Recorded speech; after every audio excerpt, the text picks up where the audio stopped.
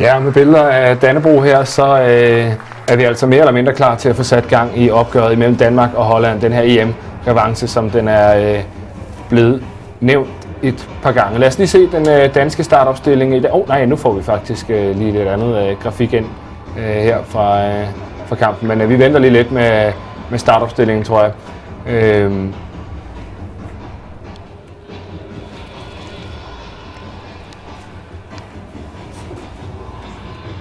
De er altså en lille smule foran dernede her, dommer-trioen i dag.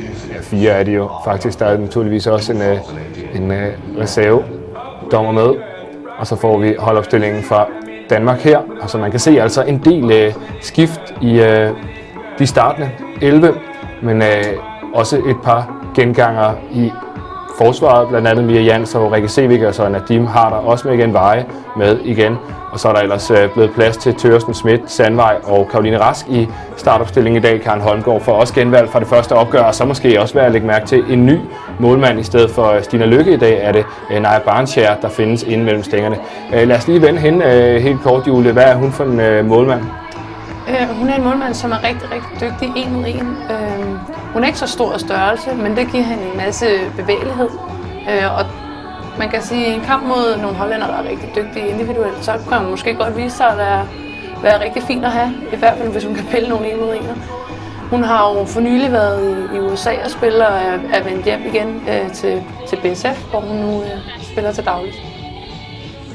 Seemann der, den hollandske anfører, og så altså også Pernille Harder, der er blevet trukket lod, og så er vi så småt klar. Er der ellers noget andet, vi skulle lægge mærke til i den danske startopstilling, synes du, Julie, udover at Naja Barnskjær, hun starter på kassen? Ja, jeg synes, det er spændende, at Caroline Rask har fået en startplads på midtbanen sammen med sin holdkammerat Karen Holmgaard og Frederikke Thørsen, som end også. Vi har næsten en Fortuna midtbane i dag, og de må på en eller anden måde jo kunne drage noget fordel af at være vant til at spille sammen. Men jeg glæder mig til at se Caroline Rask. Det er noget tid siden, hun har været med landsholdet. Hvad er det, hun er god til? Men hun er enormt boldsikker. Hun er meget, meget teknisk dygtig på bolden. God til at ligge og fordele og gøre de nemme ting. Hun er ikke så stor, så hun skal kompensere lidt for sin størrelse. Lad os se, hvordan hun lykkes med det i dag. Men ja, selvfølgelig, som du siger, det kan jo godt have en betydning, det her med, at man altså kender hinanden rigtig godt fra klubholdet. Det har vi set eksempler på utallige gange i landsholdsfodbold, især nogle gange i Østeuropa tidligere, hvor hele klubholdet nærmest også kunne udgøre landsholdet. For lige at understrege, hvor godt et mandskab det egentlig er, vi møder i Holland i dag, så er det altså også et hold, der ikke har tabt i umindelige tider. De tabte et opgør helt tæt op mod slutrunden i sommer, hvor man tager til Frankrig og til Japan, men ellers så har de gået en god håndfuld kampe efterhånden, uden at have tabt. Kommer så fra et uafgjort resultat mod Irland, måske lidt en skuffelse for dem. Men trods alt et hold, der topper sin gruppe også i kvalifikationen til VM, og som ikke har tabt i rigtig, rigtig lang tid. Så det bliver en mandfolkelig opgave for de danske kvinder i dag, ingen tvivl om det.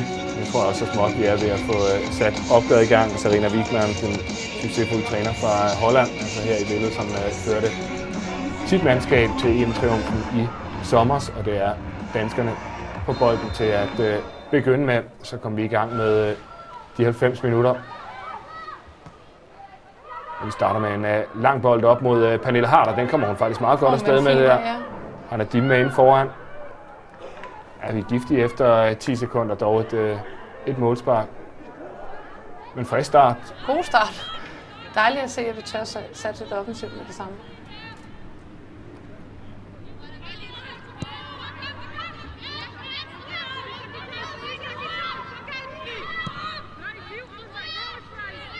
Og vi lægger ikke det der helt tunge pres til at starte med. Nej, det ligner lidt et mellemhøjt pres, som vi starter i, og det er måske også fornuftigt nok at lige se dem an. Hvad vil de? Og så når vi får bolden, så skal det gå stærkt frem. Sevik her, der altså fik genvalg i startopstillingen.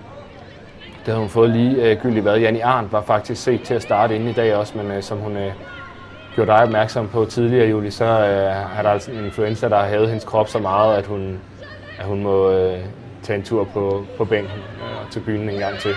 Ja, det er selvfølgelig rigtig ærgerligt. Man vil jo helt vildt gerne spille de her kampe, når det er, man er afsted.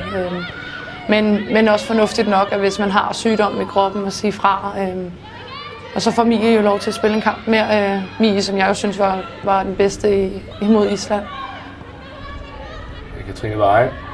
En god første berøring, hun får taget sig. Godt dansk spil. Holmgaard ind til Pernille Harder, så har Veje helt fri ud til venstre. Kører tilbage i banen i stedet for at vende den over i højre side, hvor Sevik er klar til at modtage. Så en bold, der ikke bliver farlig, men vi søger altså det direkte spil i hvert fald fra begyndelsen af. Frederikke Thøgersen var det.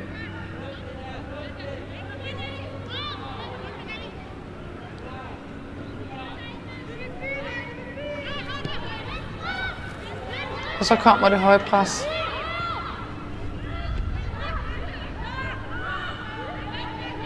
Se om vi kan stresse hollænderne. Der er et par meget fine aktioner her af den hollandske kaptajn. Ja, det er ikke et fint pres, Natte ligger. Jeg kunne godt tænke mig, at Veje hun kommer op i et dobbeltpres på hende, så kunne vi have vundet bolden i stedet for frispark. Seemann som bærer anførbindet i dag for Holland.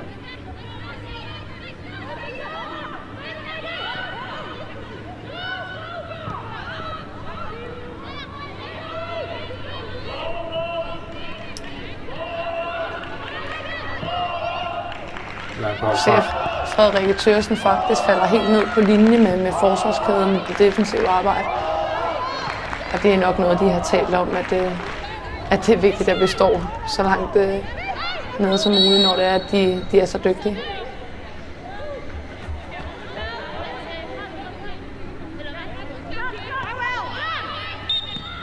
Er et omkast lignende?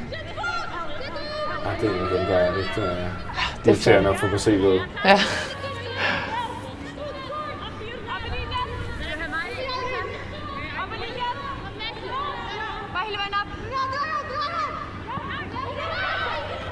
Jeg kan meget tydeligt høre, hvad de siger dernede. Ja, det er lidt mere taknemmeligt vejr i dag, end det var i onsdags, hvor man nærmest ikke kunne høre andet end vind. Så det kan man få lov til at være med på, hvad der foregår nede på banen. Det er måske meget sjovt.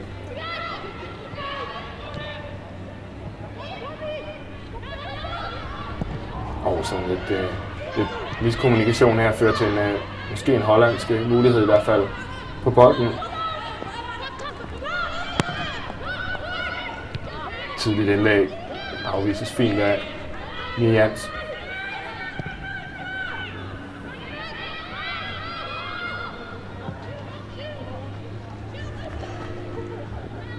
Her kan man i hvert fald godt følge med Thøgersen. Hun er hurtig på fødderne. Og en lynhurtig. Så måske en mulighed af afslutningen, men den der kan ikke volde problemer for Barnshire.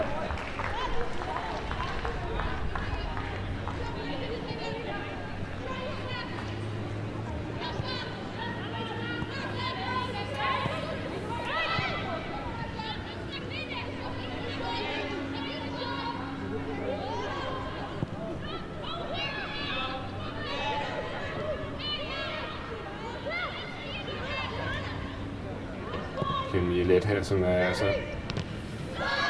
øvede sig i hvert fald i den første kamp i at føre bolden frem. Her gør hun det igen, men har måske lidt svært ved at finde den der korte aflevering frem i banen og bliver så tvunget til at slå den ud på kanten. Ja, de lukker fint hollænderne inde på midten, så det er svært at ramme med de der pasninger op igennem kæderne. Men vi skal jo stadig søge dem. Det er vigtigt, at vi prøver at gøre det en gang imellem for at få skabt noget plads til os selv. Det der er en rigtig fin bold. Ja, god mulighed, ja. Så kommer der et godt dybdeløb faktisk fra Karen inden central. Nu mangler hun så til gengæld i returen. Du kan se, hun ligger helt fri ind i midten. Hun får den så heldigvis ikke. Nej, der er lidt mere koldblødighed. Kunne hun måske have fundet Van Lunderen inde på midten. Seemann der i stedet for at høvle den ud over sidelinjen. Der var faktisk rigtig gode muligheder for en hollandsk omstilling. Men altså, vi skal lige være lidt skarpere der, når vi er i en 3-mod-3 situation, hvis vi kan holde tempoet. Nu kommer hollænderne så tilbage og får brudt angrebet fra Nadia Nadim, men en god mulighed faktisk. Ja, igen, vi skal holde lidt bedre på bolden, når vi kommer derop, så vi kan få skabt nogle chancer.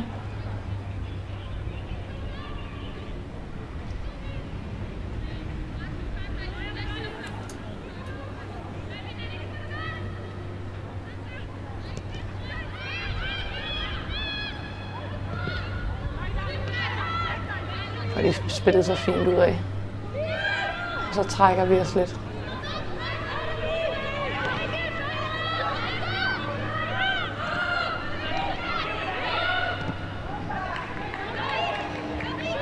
Jeg synes, det virker som om, de er til at stresse hollænderne i deres opspil. Et godt pres af Karen, der tør satse højt, som tvinger hende til at lave en rigtig dårlig aflevering.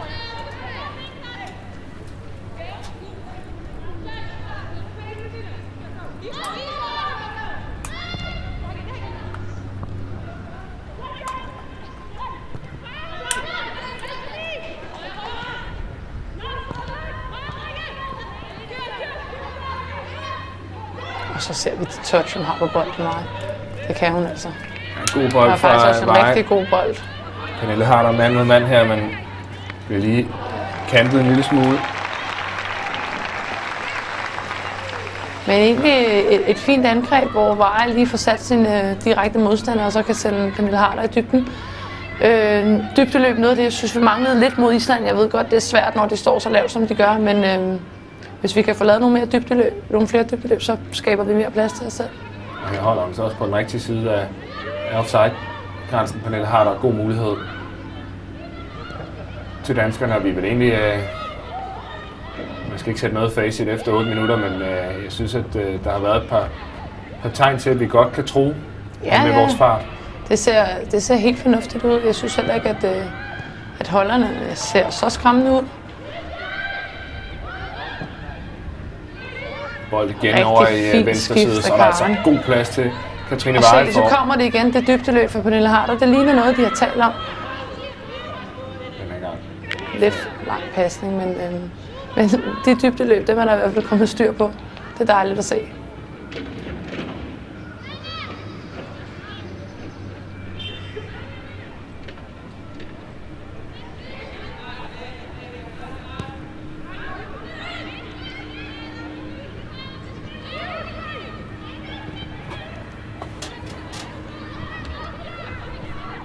Så er det høje pres igen. Der er det vigtigt, at alle følger med, for ellers så bliver vi rigtig tynde bagud. Der løser de der så rigtig, rigtig fornuftigt. Men heldigvis har vi en bagkæde, der står rigtig godt. Som du sagde, så tør sådan helt nede indimellem at spille med i bagkæden.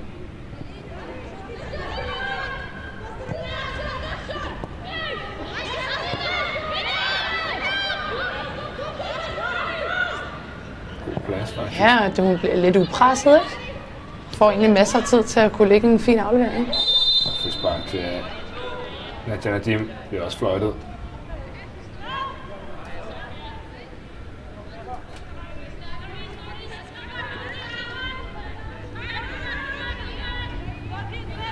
kommer lige i haserne på hende. Kraftig. Står de faktisk et lavt hollænderne.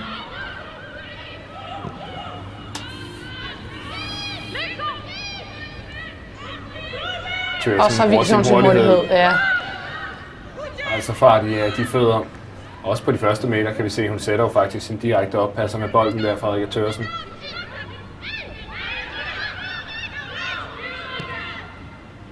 En spiller, som vel også i det her system sådan en lille smule bagved en spiller som Teresa Nielsen. Altså, hun skal ind og gribe chancen i dag for Rikke Thøgersen også. Ja, man kan sige, at når vi spiller et system uden deciderede kanter, men nærmere wingbacks, så har hun nogle konkurrenter, der er rigtig, rigtig dygtige og rutinerede i Veje og Teresa Nielsen. Hun skal ind og vise, hvad hun dur til at gribe chancen, ja. Altså sådan en spiller, som tit er blevet brugt lidt som en joker på landsholdet, fordi hun netop kan komme ind i afslutningen af kampene og true med sin gode fart. Ja, og det har hun jo gjort rigtig, rigtig fint. Hun har aldrig rigtig haft det store gennembrud. Hun har startet et par gange og sådan ting. Men som sagt, når man spiller overfor, eller sammen med nogle så dygtige spillere, som spiller på de positioner, så er det også svært. Hun er ung, så hun har masser over nu. Kommer hun også fint ned og får faktisk dækket op. Der er så offside. Men stadig fint, at hun kommer ned og står på den rigtige side.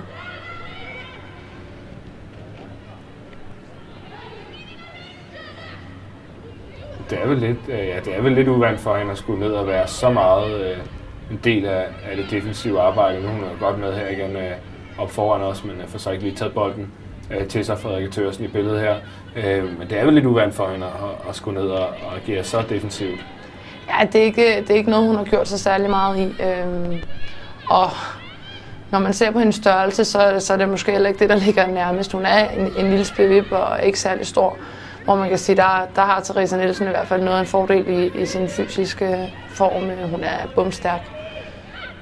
Spændende også altid noget af det, der er lidt sjovt ved sådan nogle her turneringer som Algarve Cup, og så når man lige har fået en ny landstræner oven i hatten også, at der bliver altså... kortene bliver blandet lidt, ikke? Der bliver rystet i posen, og så kommer der nogle nye ting også blandt det. Også med Katrine Veje, som vi lige så før. Hun har altså været både bak og kant, efter at Lars Søndergaard er kommet til os. Og ja, har også prøvet det før. Hun har prøvet det før, og vi brugte hende jo som wingback i Brøndby. Og jeg tror ikke, det var det fedeste for hende i starten, men hun blev simpelthen så god til at spille en plads, at man tænkte, at det kan hun sagtens også på landsholdsniveau. Så det synes jeg, hun har løst rigtig, rigtig fint. Ja, en stærk spiller. Katrine Veje har en god fysik. Ja, hun har en god fysik. Hun er lynhurtig, og hendes touch på bolden er eminent. Altså, der er ikke mange, der kan tage så små cuts og sådan noget, som hun formår.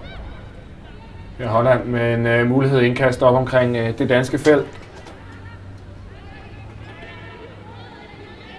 Har 3 spillere i boksen, og så en enkelt udenfor for Lunderum, der skal samle op, hvis der kommer en nedfaldsbold. Vil jeg spille det kort. Ja, det er godt set. Godt kommet ind her af Schmidt. Så bliver det en afslutning, halv aflevering i hvert fald, passerer den. Udover baglinjen, synes jeg, det ser ud som om, men den er altså ikke vinket. Frispark til Katrine Veje.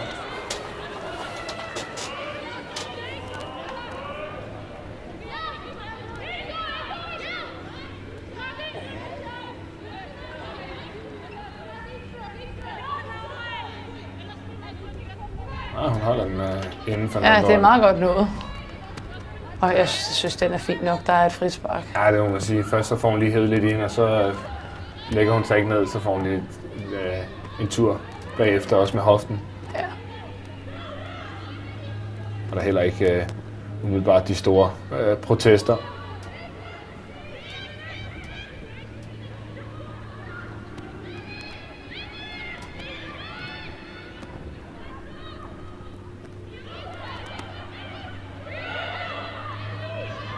Holmgaard, fint den rundt, det der. God tålmodighed ud til Katrine Veje. Det må også være sådan en god ting for hende, Karen Holmgaard. En blåstempling af hendes præstation mod Island selvfølgelig, at hun får lov til at starte igen i dag. Ja, jeg synes, det er helt fortjent. Jeg synes, hun var rigtig, rigtig god.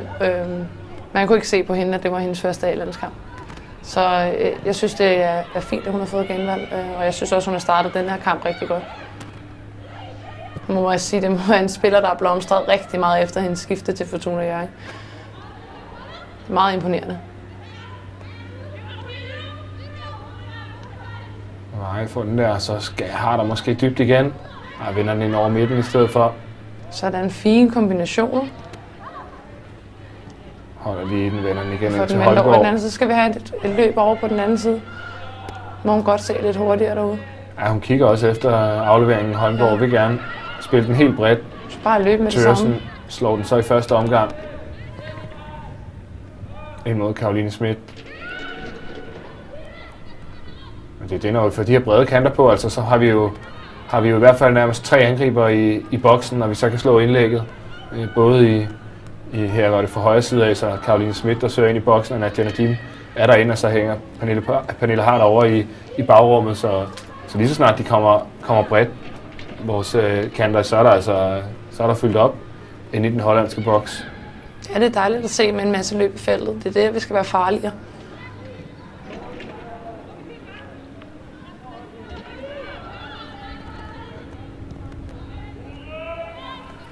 Jeg synes faktisk, vi står rigtig godt på banen det første kvarter. Holland har ikke spillet sig frem til noget som helst. Nej, jeg synes også, det er en rigtig fin start for Danmark. Jeg synes også, vi har kombineret bedst. Og nu får vi måske en mulighed her igen. Schmidt til Nadim. Han kommer ikke lige bag om forsvaret, så er der et frispark, synes jeg. Ja. Korrekt. Van den Bulk er det. Her med nummer 19 i billedet. Men en fin aflevering. Hvis han havde fået lidt mere fart, så kunne jeg have løbet den op. Ja, hun begår et lille frispark. Ja. Kan man nok ikke sige andet. Så er hun altså igen i det høje pres, Karen. Meget lykkevillig. Så skal han altså også hurtigt tilbage, for der var ikke andre med i det, så, Nej. så er det spildte meter næsten.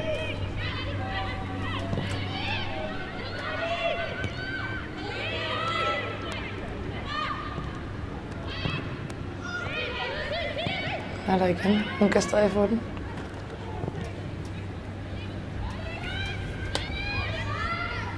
Tørsen ind i banen. Den har været ude over siden. Den skal hun lige have fundet derude siden Frederik Tørsen. Der er lige et par gange, hvor der er blevet en anelse for spids.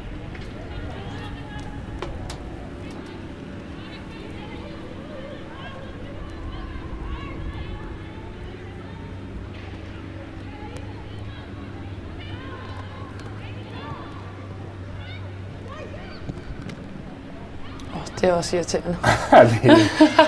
lige i sækken på dagens dommer. Der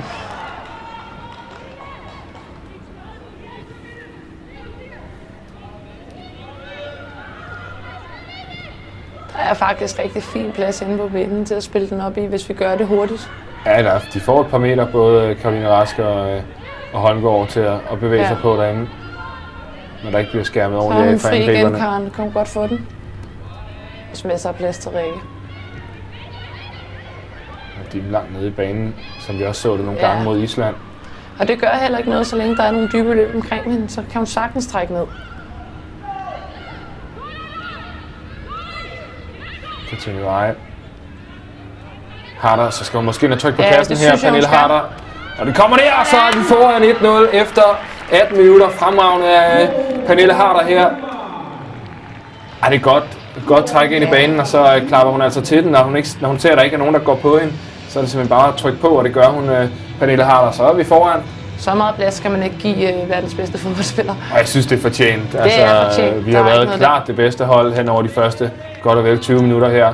Der er god plads til hende. De kommer ikke ned og får lukket for hende, og ingen træder op.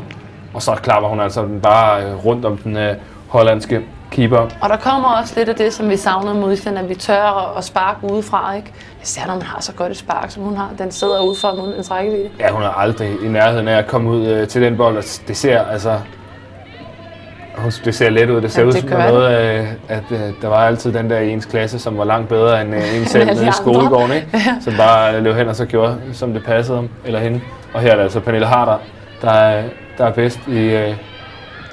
Jamen, det er en rigtig god start, og det giver nok også mere blod på tanden. Og fedt at se, at med så mange nye, at vi kan starte så godt. For frispark her, eller hvad? Det synes jeg ikke, der er. Nej, det synes jeg heller ikke. Cecilie Sandvej går bare på bolden. Jeg er enig i, hun rammer hende, men hun rammer da klart bold først. Det var billigt, det der.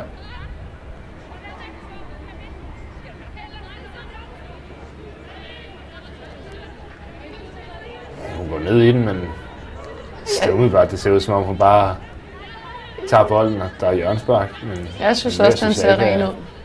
At der er her Barnskjær, som altså men det ikke har været meget reaktion. Nej, det må man sige.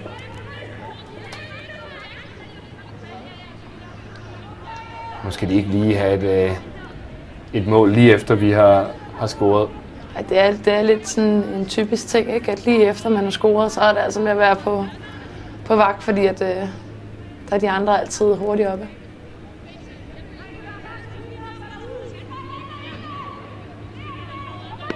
Stålfast blik. 2 mand med bolden. Det bliver en indadskruet. Det bliver en afslutning, som huske tak og lov er tættere på at ryge ud af stadion, end den er på at ryge mål. Så er hun også ude og sige lidt. Jeg er ikke helt tilfreds med Van Dongens forsøg her. Det kan jeg godt forstå. Det kan jeg også godt. I sagens natur faktisk ret knap så godt. Hvis vi kan ramme inde på midten der, så har vi rigtig meget plads. Prøv lige at se farten herude. Når hun det? Et spørgsmål om en centimeter, det der, så får hun altså prikket den rundt om keeperen, når hun kommer på fuld tryk. Den hollandske målmand, det kunne sagtens være blevet farligt. Og endnu et eksempel på, hvad det er, hun bringer til holdet. Frederikke Thøgersen, enormt meget fart her. God generobring af hende også.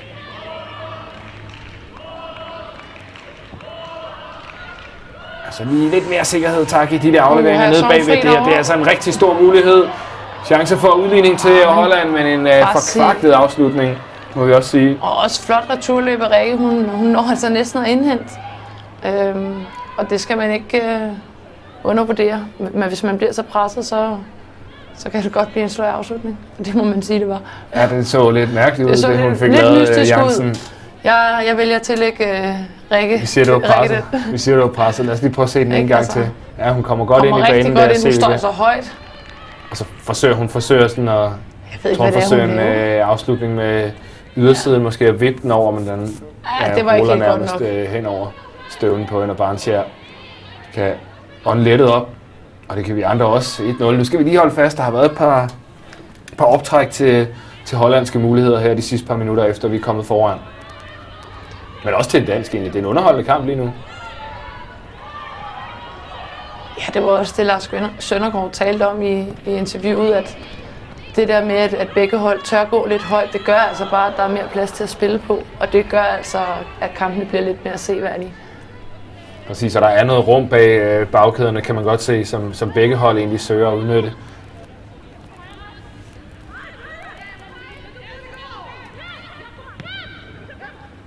Fandt dem også derovre for Katrine Veje, den vinder. Den har hun løst rigtig fint her indtil videre. Det er meget forudseende forsvarsspilling der, Katrine Veje. Ja. Op i banen til Nadia Nadim. Og så spiller vi ud, ja, og så helt over. Skal vi bare vente? Frispark. Men igen, jeg synes, at det er modigt, vi tør spille os ud af presset, i stedet for bare at lave en lang bold op. Og det tror jeg er vejen frem. Ja, vi kan se, at der er plads til at vente, når vi lige får sat de der 1, 2, 3 afleveringer på. Nadia Nadim måske med en mulighed. Det er en tand for langt for angriberen. Det ligner, at de har talt om, at Rikke godt kan få sendt nogle bolde afsted i dybden, som vi kan løbe på. Det er i hvert fald sket på gange, og det er centimeter, der gør, at de ikke bliver rigtig farlige. Og det er også en god måde jo, at afvæbne et eventuelt højt pres på. Simpelthen at få sendt nogle kanoner ned bag modstanderens forsvarskæde, således de tvinges til at respektere det rum, der ligger mellem de bagerste folk og målmanden. Ja, og så kan man forhåbentlig få trykket dem lidt, så der bliver plads i mellemrum, og så kan vi spille derfra. Højt pres her fra Harder. Så frispark til synligheden.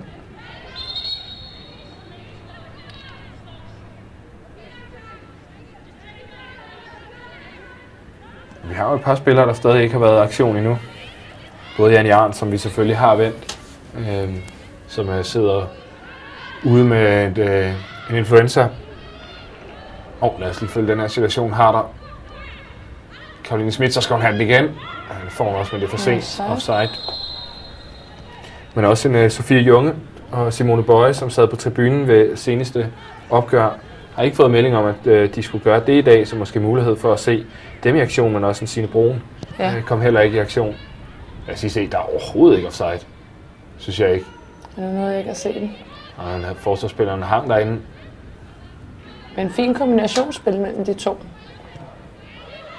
Og Schmidt er jo også enormt hurtig, så det er også fint, og der ligger vi igen et godt pres.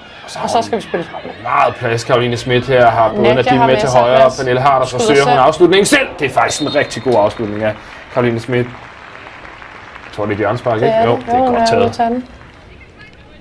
God aktion. Ja. Det er dejligt, hun får vist lidt også, fordi at, hun havde ikke så meget i den første kamp i de 20 minutter, hun fik, men det her det er rigtig fint drevet frem, og en helt fin afslutning også. Ja, det var helt okay. Og dansk hjørnespark.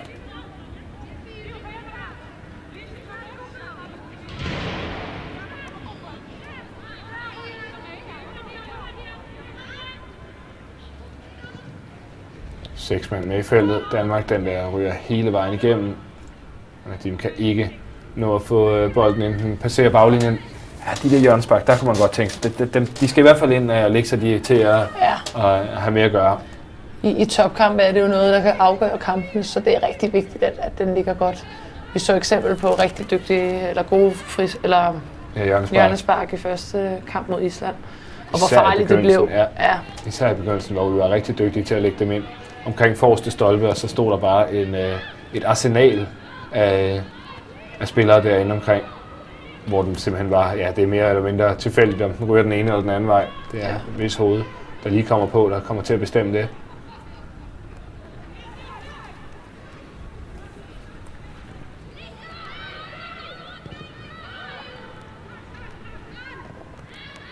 Igen godt arbejdet af Karen, der får vundet den bold ind på midten. Det er vigtigt, for de kan lave omstillingerne på os.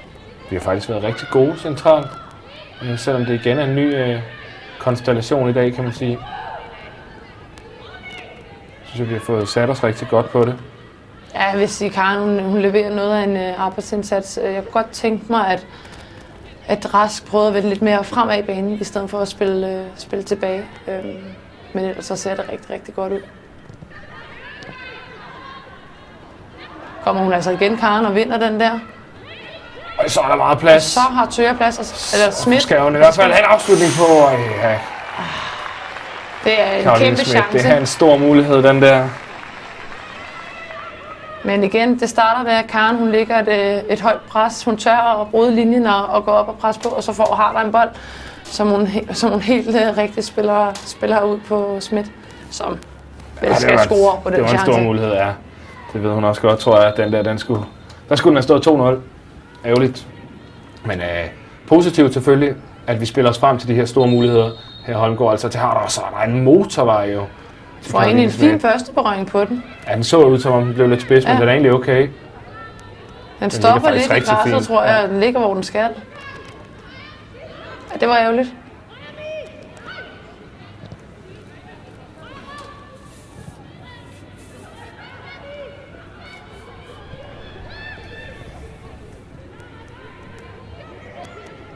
Med et par gode aktioner af Caroline Schmidt. Ja, nu begynder hun at vise tænder, det er godt. Der står vi igen fint. Karen, der vinder en bold til.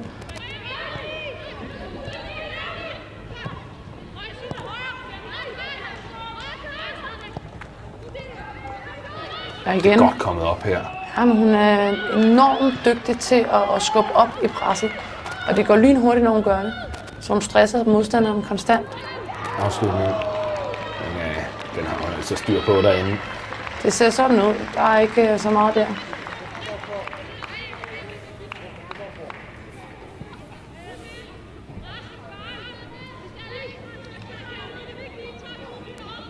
Van Dongen igen. Der forsøger sig med et lumsk spark. Ja, den er ikke så langt fra, vel? Nej, det er egentlig okay.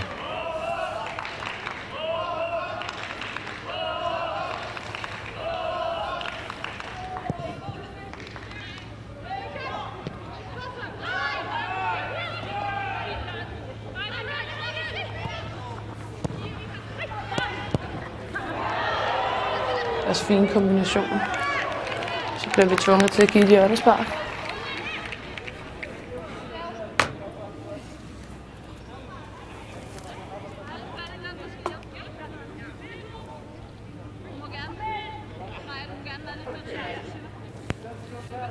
Ja, måske det her kan blive farligt.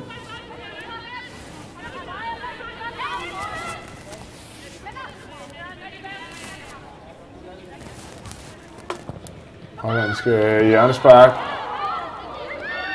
Skal man altså lige presse op der. Det er et godt spark. Ja, det er godt sparket ind, men jeg synes også, det er lidt ærgerligt, at vi ikke får skubbet lidt hurtigere ud på den der, for det er egentlig en fin clear.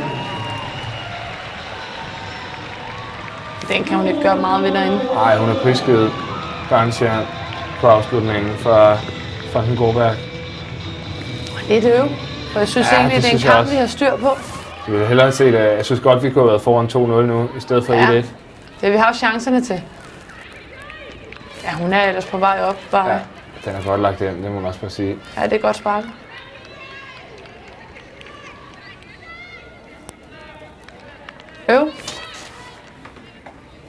Ja, Ej, det er jo lidt, når vi synes, jeg har været bedst, egentlig. Men det er også et tegn selvfølgelig på klasse og frispark. Og det er et farligt sted. Ja, det er det. Et tegn på klasse at slå til, når muligheden byder sig, og det gør de altså her. Hollænderne og gult kort også til Caroline Rast, tror jeg det var, der fik det.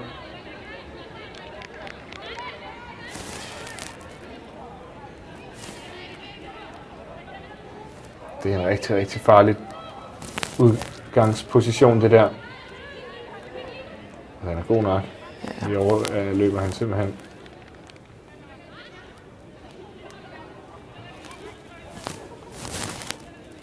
Skal vi lige finde spillet igen? Ja, har lukket af her. Det vil være lidt en dukker, synes jeg, at komme bagud nu med 2-1. Ja, det synes jeg også. Især set i lyset af, at jeg synes, vi har været det bedste hold i første halvleg. Van Dongen, der tager sig af dødbolden endnu en gang.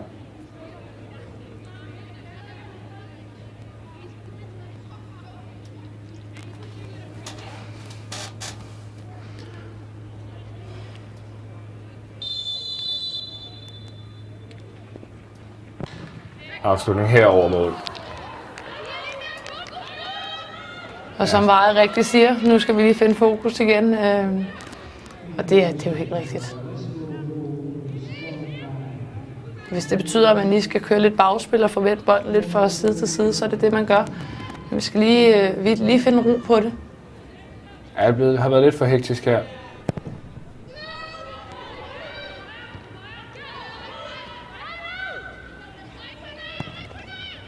Ligger også et lidt højere pres nu. Ja, de kommer virkelig langt frem nu, hollænderne. Ja.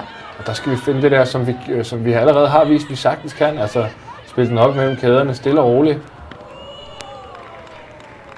Og få den der ro i spillet igen, så vi kan vende det over modsat og finde noget plads der. Ingen grund til, at vi bliver for hektiske i vores boldomgang nu. Der er jo plads. Vi har meter at spille på deroppe, før de kommer i presset. Det så ikke godt ud, sådan en solotur i græsset der. Ja.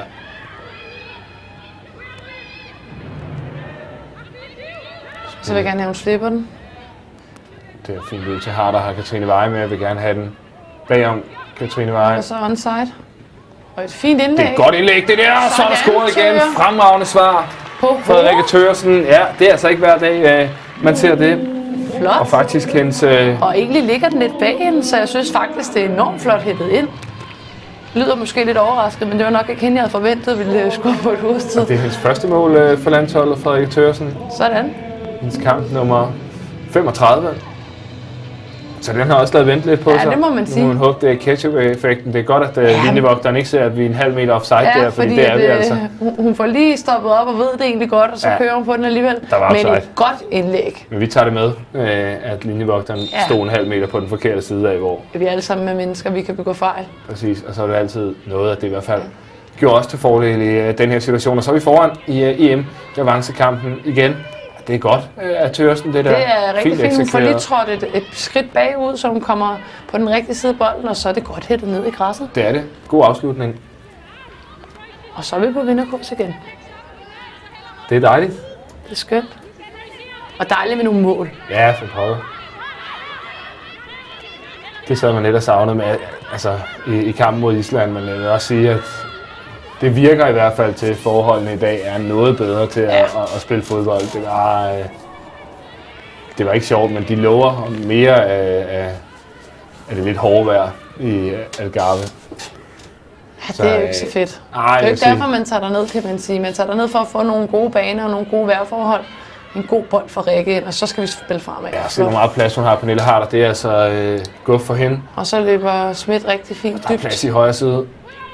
Tager Lina Dim med. Sådan. Vender den godt og så ud til kommer der gode løb i feltet. Skal hun bruge sin fart igen? Ja, det skal hun. Sådan. Det er fremragende Frederikke Thøgersen. Så en cutback-aflevering. Tæt på at ramme Pernille Harder. Men fint igen. Godt dansk spil. Gode takter.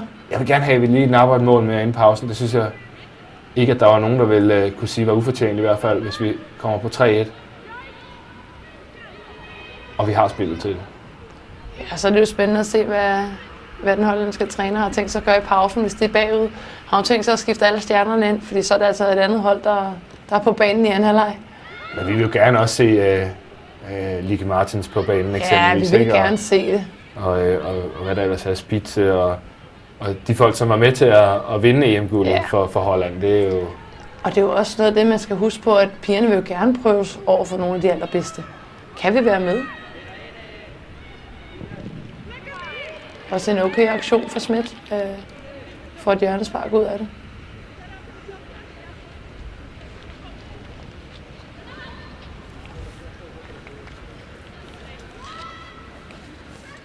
Ja, vi har faktisk været gode på kanterne i dag også.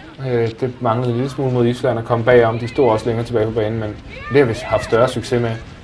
Sidst eksemplificeret i kvinden her, Katrine Veje, som hvis aktion førte til 2-1-scoringen. Den der er bedre end den første. Ja. Lad os bare få den derind igen, Katrine Veje og ind i hjørnespark. Jeg synes også, vi tør udfordre lidt mere en mod en i dag, og det giver altså nogle muligheder, hvis vi først kommer forbi. Jeg har vist sig flere gange, også i en enkelt friløber til Caroline Schmidt. Og det er helt tydeligt, at vi varierer mellem de her to hjørnesparkskombinationer. En, hvor vi kommer løbende udefra, og så en, hvor vi står tæt ind omkring forreste stolpe. Pernille Harder.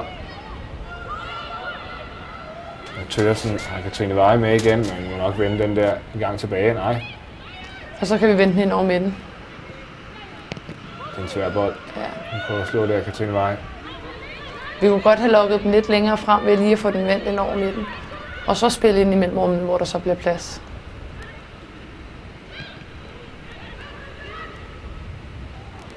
Skal vi stemple op her. Holmgaard. Ja, fint nok, synes jeg. Og forsøge så for nok lige ind i en hollænder. Ja. Godt brudt.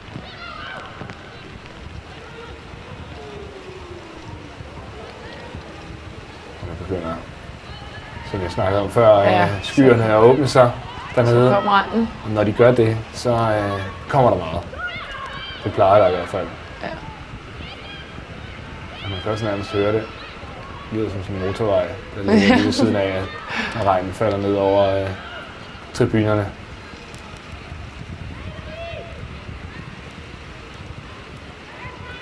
Med 5 minutter går der vel tilbage af den her første halvleg, og hvis man skulle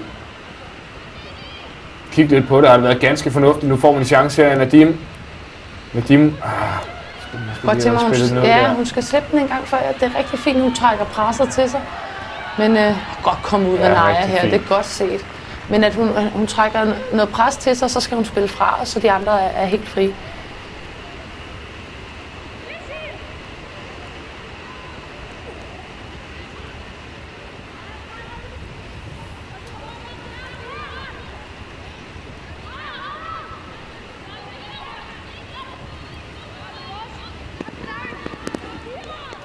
Husk, at der venter mange spændende kampe for kvindelandsholdet i resten af 2018, og du kan faktisk købe sæsonkort til stadion i Viborg.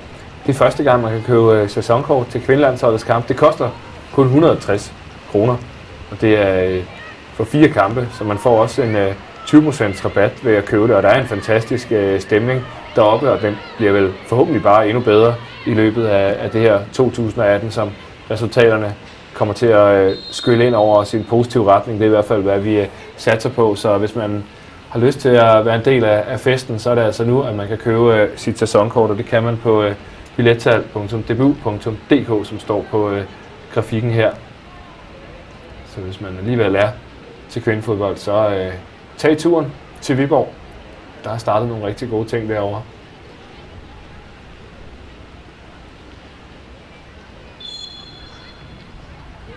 Hun har arbejdet hårdt. Holmgaard. Ja, jeg er meget imponeret over hende faktisk. Monique, hun er en af dem, der godt kunne, man godt ville kunne se blive taget ud efter 45 minutter. Ikke på grund af hendes præstation. Den har simpelthen været ganske god, men hun oksede også rundt i det første opgør. Og der er en kamp igen på mandag.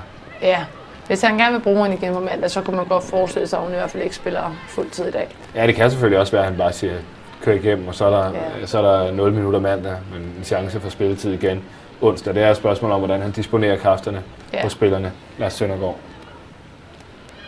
Det kan jo også godt være, at han godt kunne tænke sig at se hende sammen med en junge. Og så bliver han jo nødt til lige at tænke over, hvordan han gør det.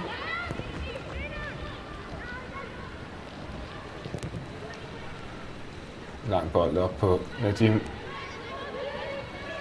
har altså 2 hollænder omkring sig.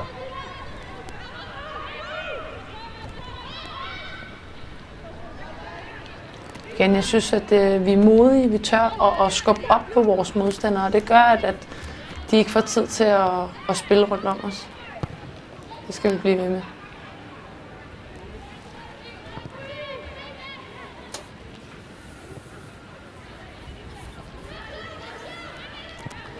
Så bolden op igen. Der er faktisk masser af plads inde på midten. Den har hun set. Og det er lige præcis den situation, hvor jeg godt kunne tænke mig, at hun vendte lidt mere fremad. Sandvej med en bold op mod Harder her. Så er der plads til hollænderne. Det er en god bold, ikke offside.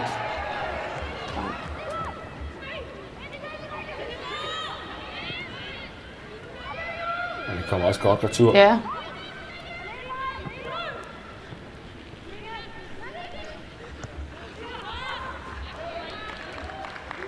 Så er jeg på lige at køre den rundt om den er til Jansen, men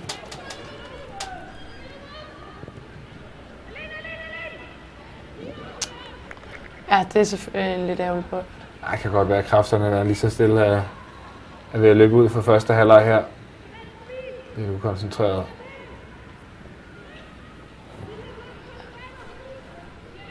Ikke for Karen. Nej, hun er altså... Hun bliver ved. Hun er en tromler, Karen Holmgaard, der kører på uanet mængder af batteri derinde. Knokler løs.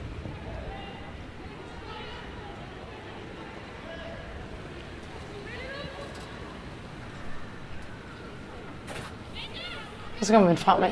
Lige præcis. Harder har vej med ud. Til venstre får den her. Må hun godt udfordre. Prøver ikke 2 spillere, så bliver der frispark. Ja. Også. Ja, hun kan godt brokke sig. Den hollandske spiller med nummer 22, Van der Most, men der er altså der er ikke så meget at snakke om. Det er svært at spille 1-2, hvis man bliver lagt i gulvet, når man skal have bolden tilbage. Og det her er måske en god mulighed med 1 minut til pause for at komme foran med 2. Ja, lad os da bare få en til nu. Det vil lune også, hvis vi skal op mod Ligue Martens og resten af den hollandske legion efter pausen. Så synes jeg, det vil være rart at være foran med 2. Jeg kan også forestille mig, at der ikke spiller 90 minutter i dag. Nej, det er jo ikke til at sige. Det kommer jo an på igen, om han vil bruge hende med nogle andre næste gang, eller hvad han gerne vil se. Men ja, han skal til at tænke over, hvordan han disponerer deres kræfter. Det er tæt på at blive farligt. Den mangler ikke meget, så kommer den ind i det rum, man kan løbe ind i. Og de kæmper så til et hjørnespark.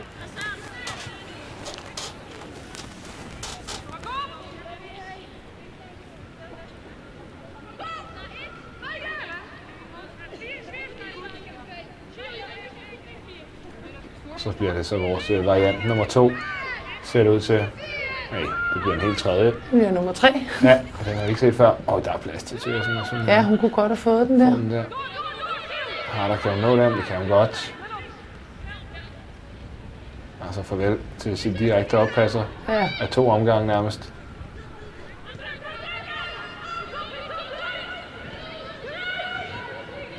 Rask vender den helt tilbage. God plads ud til højre også. Det er så i stedet for ind til Milet. Og så spiller vi flot passingspil. Selige Katrine Veje. Og så er hun fri den. Ja, hun kunne få den igen. Ikke noget frispark her, mulighed for dem også på kontaren. Og så er de mange fremme. Ja, så er de, vi har heldigvis lige en med tilbage også der. Det er 5 mod 4 nu. Selige kommer også tilbage, men det er et træt dansk returløb nu. Sådan. Godt forsvarsspil i første omgang. Heldig med at få den med sig. Og så ud over baglinjen. Ja, vi kommer fint med hjem, når man tænker på, at vi faktisk var i undertal til at starte med. Og så bliver det vel egentlig lidt ufarligt.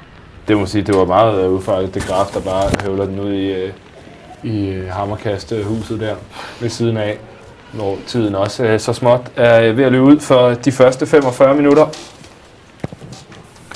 Og en, synes jeg, godkendt dansk indsats, og måske endda mere end det, vi er foran 2-1 ved pausen i EM-revancen imod Holland.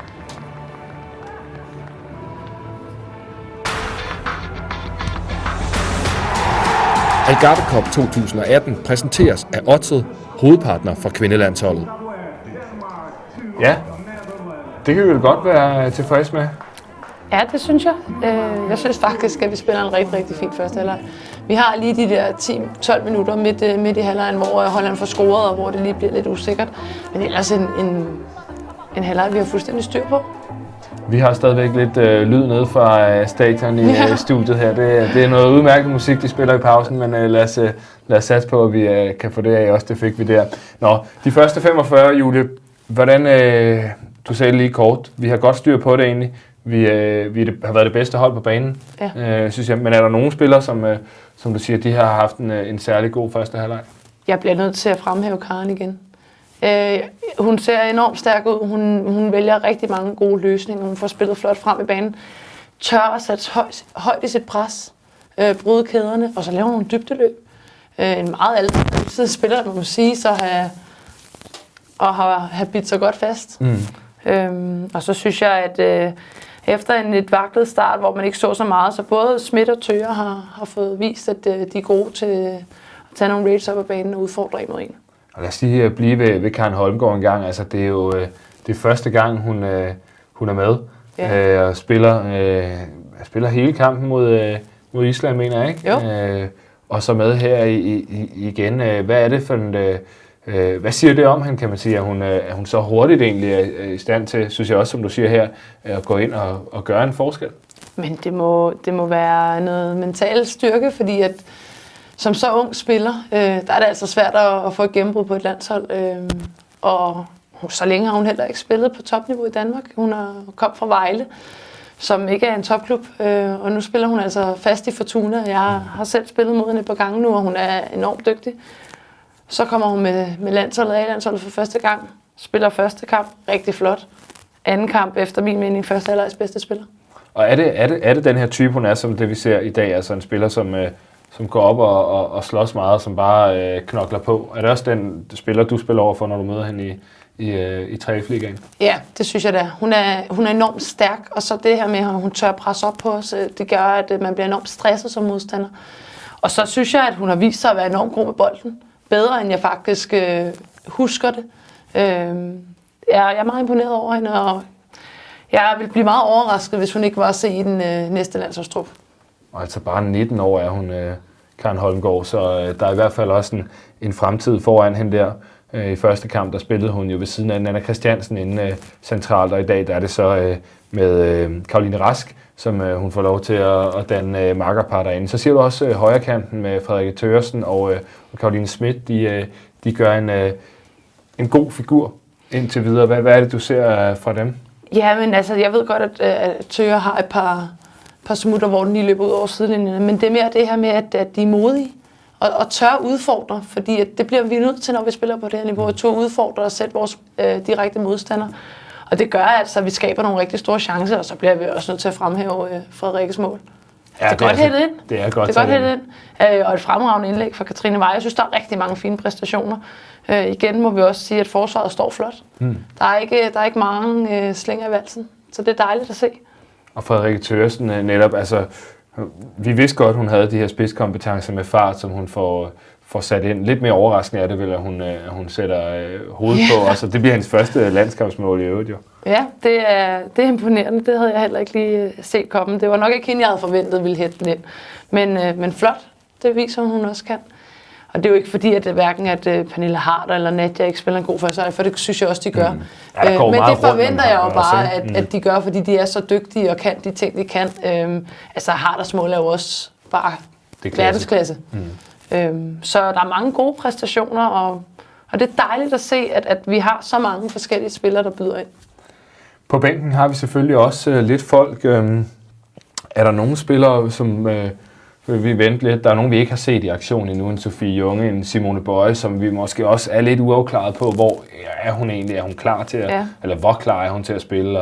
Og er det allerede fra i dag af, eller giver man hende måske lige lidt mere tid? Men det kunne også være sjovt at se nogle af de her spillere i aktion? Ja, jeg vil rigtig gerne se Simone Bøje i aktion. Nu har hun været plaget af rigtig, rigtig mange skader, både i efteråret og her i opstarten. Og der er ikke nogen tvivl om, at hvis Simone Bøje kommer op i det EM-tempo, hun var i, så er hun jo en rigtig, rigtig, rigtig dygtig forsvarsspiller.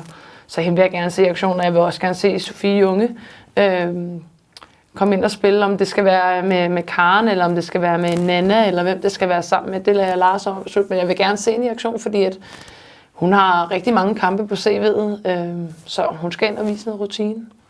En sidste spiller, som jeg også lige synes, vi må kigge på efter hendes første 45 minutter, det er selvfølgelig Naja Barnskjær, som er inde og prøve kræfter i dag med A-landsholdet. Stina Lykke sidder ude på bænken. Den normale første keeper i hvert fald har været det i en lang periode. Hvordan synes du, at Naja har klaret det her i første halvleg? Jeg synes, Naja har klaret det fint. Hun er ikke blevet udfordret rigtig alvorligt. De scorer et mål, den kan hun ikke gøre noget ved. Hun har et par bolde, hun får clearet, ellers spiller hun fint ud. Så der er ikke så meget at sige til det. Hun har ikke haft så meget at lave. Men hun har et par gode. Jeg synes at i hvert fald, hun er vågen, ikke? I de situationer der, hvor, som du siger, hun er ude, og hun er med i spillet og får clearet, når det er, at det bliver... Det kan blive farligt i hvert fald, så er hun klar dernede. Og får nok også... man kan håbe for hende, at hun får mulighed for lige at vise lidt mere i anden halvleg af, hvad hun er for en målmand også. Ja. Og vi andre kan håbe, hun ikke gør, fordi det betyder, vi håber selvfølgelig ikke, at hun får noget at lave, men som målmand, der er det jo tit sådan, at man godt lige vil have på bolde, men hvor man lige kan holde sig varm på at vise, at man er med. Men det er altid, kan man sige... En målmand har været god, hvis man ikke ser dem for meget. Ja. Er det ikke sådan? Men de selvfølgelig laver det ene vanvittigt efter det andet. Så. Ja, vores EM-slutrunde var jo lidt præget af nogle lidt uheldige situationer for mange af målmændene, så det er dejligt nok, at vi ikke har det store at sige. Første halvleg, altså 2-1, fører vi over det her hollandske mandskab i den direkte EM-revanche.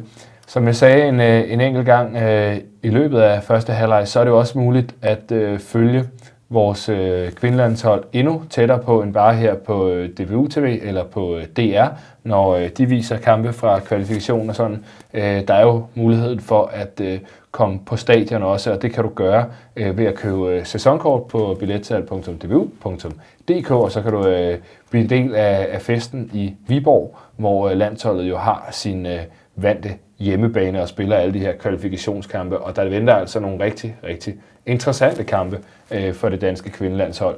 Vi har jo en VM-kvalifikation her hen over forår og efterår, som skal afgøres i løbet af 18, og som også, må man sige, at vi har hvad hedder det sådan noget, pistolen for panden, hedder det det? Ja, vi er i hvert fald vi er godt presset, ikke? I og med, at vi jo altså har det her skrivebordsnederlag mod svenskerne, som vi skal have rettet op på. Så det er nogle meget, meget afgørende kampe, der ligger og venter. Så jeg er sikker på, at de gerne kunne bruge støtten selvfølgelig derude, og man får også 20% rabat i forhold til at købe billetterne sådan ad hoc. Så sæsonkort, det kan man i hvert fald købe lige nu på billetsalg.dbu.dk, hvis man vil endnu tættere på det her dejlige kvindelandshold. Lad os bare vende pilen egentlig lidt over mod VM, Julie. Hvordan synes du, vores muligheder er for at komme hele vejen til slutrunden? Jamen, jeg er optimistisk. Jeg tror godt på, at det kan lade sig gøre, også selvom vi har det her nederlag i bagagen. Jeg synes, at vi viser rigtig fint takter, og vi har en bred vifte af spillere, vi kan bruge. Og med et nyt system og en ny landstræner, der tror jeg faktisk, at det kan gøre alt meget for et hold. Så jeg er optimistisk. Jeg synes, at folk skal pakke deres tasker og komme til Viborg og støtte op om pigerne, når de har mulighed for det. Fordi det kan godt blive rigtig stort. Ja, der venter nogle svære kampe, blandt andet den her mod Sverige selvfølgelig, hvor vi skal ud og vinde stort formentlig. Hvis vi lige nu tager styrkeforholdet i gruppen, svenskerne er jo nogen, som vi flere gange har ligget og haft nogle drabelige og tætte opgør med. Er vi det bedste hold i den der pulje, synes du? Eller altså, det er vel en kamp mellem Danmark og Sverige, er det ikke det? Det synes jeg. Jeg synes, at Danmark og Sverige må toppe den der, og det er jo sådan, at Sverige desværre har nok en lidt bedre statistik, end hvad vi har. Og de har også rigtig, rigtig mange klassespillere i Sverige. Men vi har også vist rigtig mange gange, at vi godt kan spille op med dem. Og det skal vi også kunne den her gang. Jeg synes, de er dygtige, men jeg synes, at vi kommer tættere og tættere på dem. Der er jo også en mulighed naturligvis for at kvalificere sig, selvom vi ikke skulle gå hen og vinde gruppen. Så kan man jo vinde, eller kan man komme til VM gennem det her playoff-system, hvor toerne de så mødes i, jamen det er jo nærmest en cup-turnering, ligesom en pokal, hvor det er altså kun vinderen til sidst, som kommer med til slutrunden af alle toerne.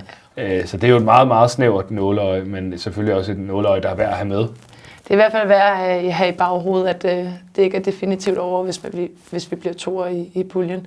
Men det er klart, vi vil gerne have den første plads, og det er selvfølgelig rigtig ærgerligt, at vi mistede den kamp i efteråret. Men sådan er det. Nu kigger vi fremad, og jeg tror på, at det godt kan lade sig gøre, hvis at vi lægger så gode indsatser for dagen, som vi gør for eksempel i dag. Præcis. Vi tager efteråret 2017, så krøller vi det sammen, og så snakker vi ikke mere om det, og så snakker vi 2018 i stedet for. Og det hedder Algarve Cup lige nu. Hvor meget bruger Lars, tror du, de her kampe frem mod de afgørende kampe til VM-kvalifikationen? Er det alt sammen noget, der peger derhen imod, eller hvad? Ja, det må man gå ud fra. Altså, det er det, vi arbejder for. Og lige nu virker det som om, at han gerne vil se alle spillere. Og det synes jeg er step 1. Og det er dejligt at se, at han er modig og tør at sige, jamen jeg har udtaget de her spillere. Dem tror jeg rent faktisk på. Så de skal alle sammen have chancen for at vise mig, hvad de kan. Det er et godt udgangspunkt for ham. Og så må man jo sige, at der er nogen, der får leveret nogle rigtig gode indsatser. Og det er da klart, det har han der siden i baghovedet. Hvis man kan levere flot mod Holland eller Japan næste gang, så kan man også spille en god kval.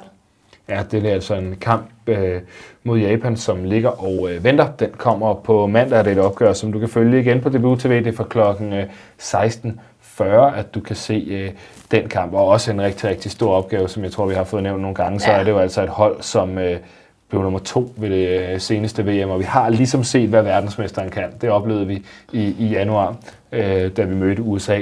Så møde nummer 2 for et VM, det er også det er en stor mundfuld, men også en fed kamp at spille.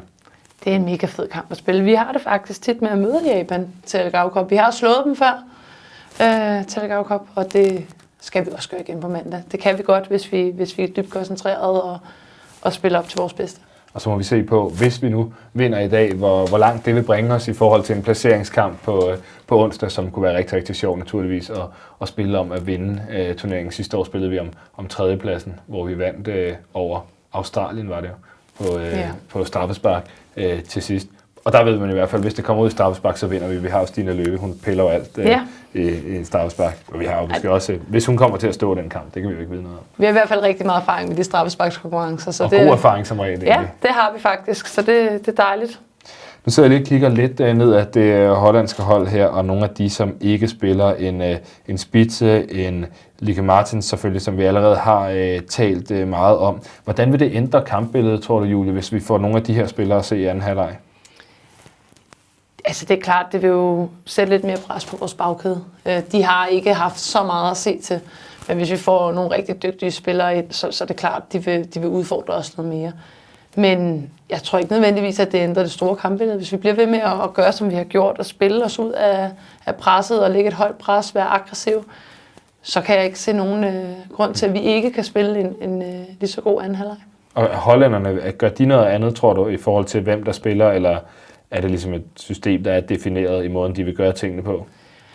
Jeg tror ikke, de skifter system nødvendigvis. Jeg tror, hvis de gør noget, så får de skiftet nogle af deres stjerner ind, som ligesom skal rette op på det her resultat for første halvleg, for det kan de ikke være tilfredse med.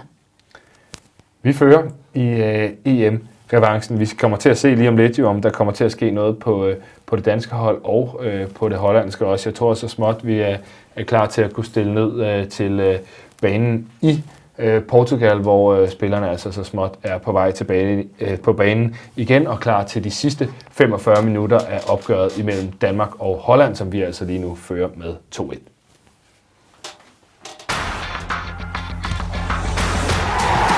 Algarve Cup 2018 præsenteres af Odset, hovedpartner for kvindelandsholdet. Ja, der har vi hende. Dagens dommer. Godt friseret til lejligheden og klar til at sætte anden halvleg i gang.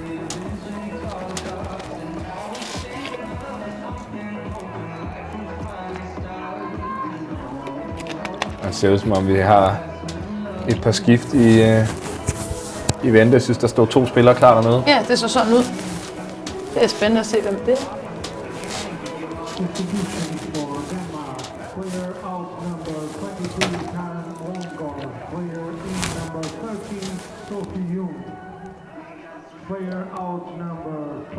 Der var hun, Sofie Junge. Så kommer hun ind. Så får vi hen og se, må vi lige se, om vi kan greje, hvem det er, der er blevet skiftet ud, og så ligner det Stine Larsen. Gjorde det ikke det, der kom løbende ind nederst i billedet også, og lagde sig over på den venstre stopperposition? Jo, så har vi en bagkæde, der er identisk med den, vi så mod Isha. Og det er Karen Holmgaard, ser det ud som om, og altså Cecilie Sandvej, som er blevet taget ud her ved pausen. Og det betyder også, at Karoline Rask fortsætter inden centralt og kommer til at ligge ved siden af Sofie Junge, som altså er kommet i spil igen. Hey, Cecilie Sandvej, hun er der. Så det er i hvert fald ikke hende, der er blevet taget ud. Det kan være Katrine Weyer, så har man måske skubbet Cecilie Sandvej en smule op i banen. Ligner det. Det ligner, at vi har skubbet Sille lidt op og har fået Larsen ind på den der venstre forsvar. Og fortsætter ellers med Harder Nadim og Karoline Schmidt foran. Tørsten stadig på højre, og resten er også intakt set ud til. Hollænderne, dem må vi lige blive kloge på.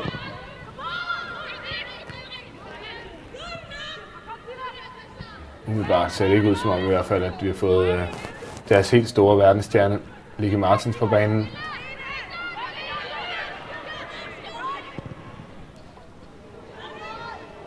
Pernille Harder her, den kan hun ikke løbe op.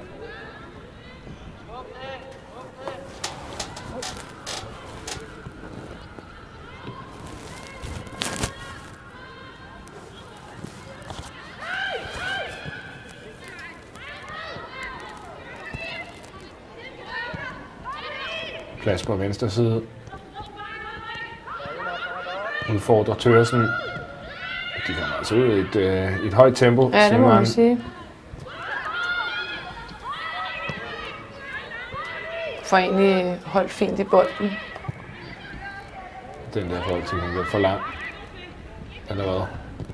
Han stopper lidt i græsset. Ja, det kan være det regn, der lige er faldet. Mod banen. En frisk start for Holland. Jeg synes, de spiller noget hurtigere end i de her første 2 minutter af anden halvleg, end de gjorde i hele første. Ja, det må de have talt om derinde. De kan ikke være tilfredse med deres første halvleg. Så det er jo nok det, man kunne forvente, at de kommer ud til anden halvleg med lyn og torden. Så går der nok ikke længe, hvis ikke at der sker noget på målscoren. Så går der nok ikke længe, før de begynder at lave nogle udskiftninger. Frisk bare.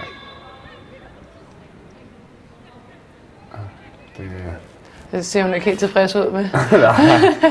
Nej, så vidste hun det godt, så griner hun bare lidt af det, ikke? Jeg ved ikke, om hun ville have haft et frispark først selv.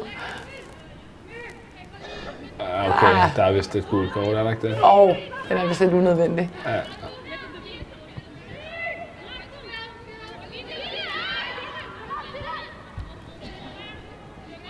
Karoline Schmidt. Hvis mor jo er en gammel landsholdsstjerne. Lone Schmidt har spillet rigtig mange landskampe for Danmark.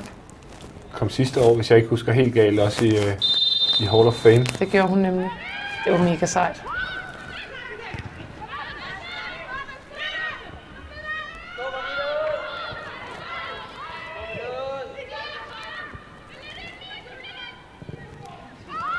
God bold ind i feltet. Kommer fint ud af Naja. Igen en god præstation. Ja, de ligger altså tryk Holland til at starte med, at de vil tilbage i det her opgør. Nu skal vi lige finde vores fodfæste. Det var noget, Lars Søndergaard kunne lide. Det kunne vi høre.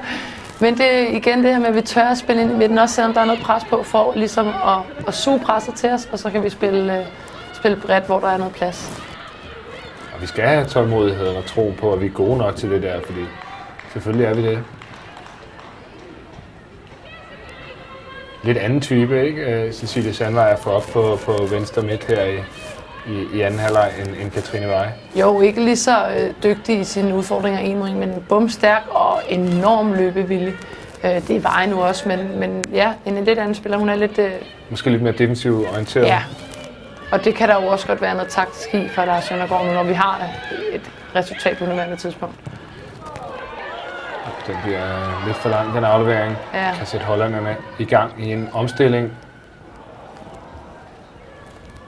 Men det er som om, at det er ligesom om, at deres sidste aflevering hele tiden fejler.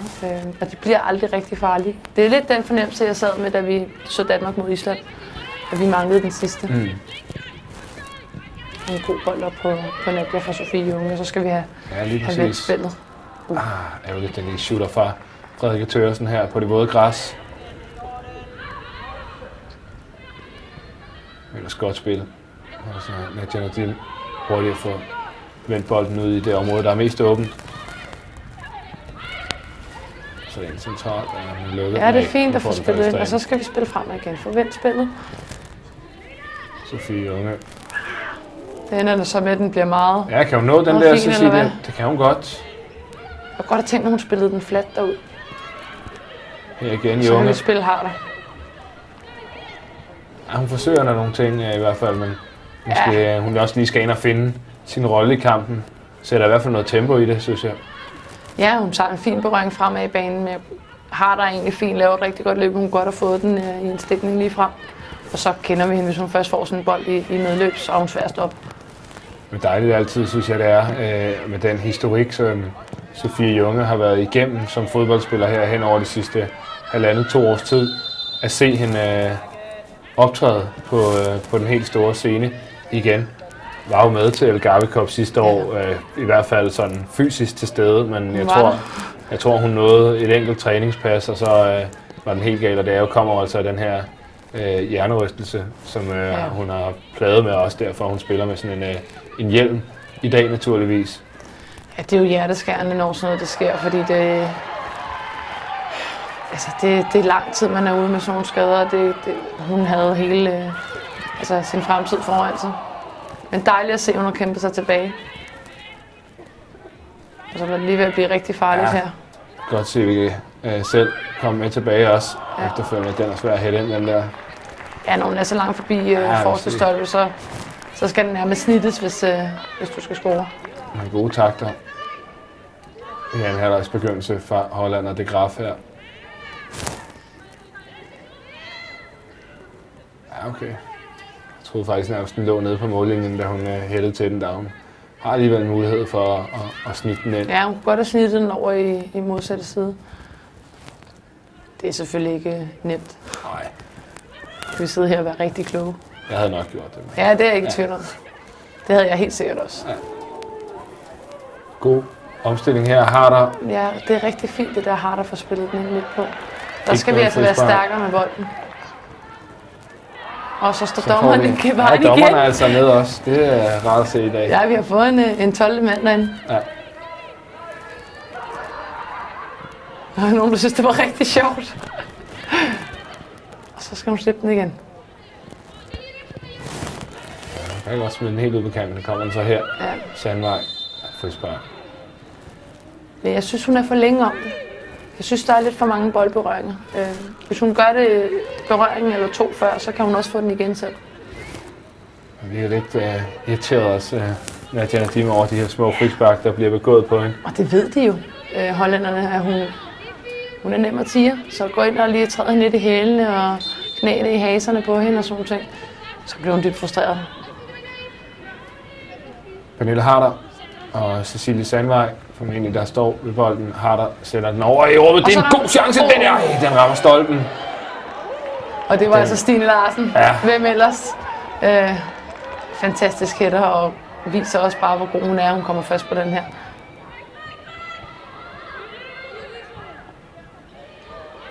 Ja, god dansk mulighed igen. Og vi har altså været tæt på et par gange at komme foran med 2. Også inden Holland scorede. Så vi skal bare holde gryden i kog. Så skal der nok komme flere muligheder. Så vi kan prøve at finde Nadim. Og den har også fået klart bedre styr på deres spil. Hun har meget, meget plads der. Ja, vi falder meget. Helt bagkæden, og så er det, hun får plads til at løbe. kommer hun godt med ned til. Tørsen. Ja, selvfølgelig. Brug sin fart. Det bliver lige en tand for lang, Seaman kommer op. Men, det gjorde den heldigvis også. Ja, de to hollandske spillere var lige klar på, at de skulle have bolden der. Og Stine Larsen med den gode mulighed før. Her får vi den en gang til. Det er en rigtig fin hovedstød. Der ærger hun så.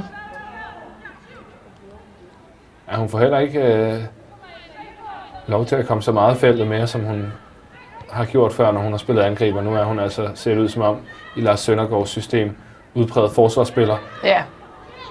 Og det er jo det, der er lidt spektakulært med hende, fordi hun spiller jo angriber i sin klub. Sandvej, når hun den der? Det tror jeg ikke, hun gør. Svære.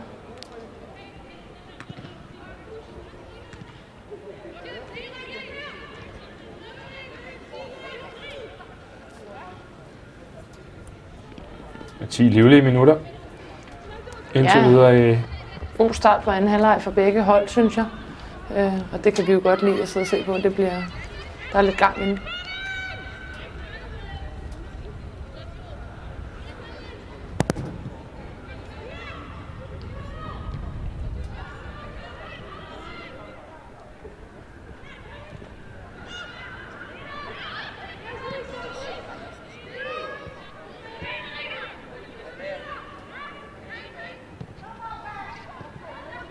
Tørsen vil også gerne udfordre. Ja, det vil hun.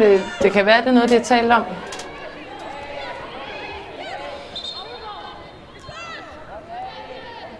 Ja, får hun et frispark til Nadia. Den her gang synes jeg, det var ret fint arbejde.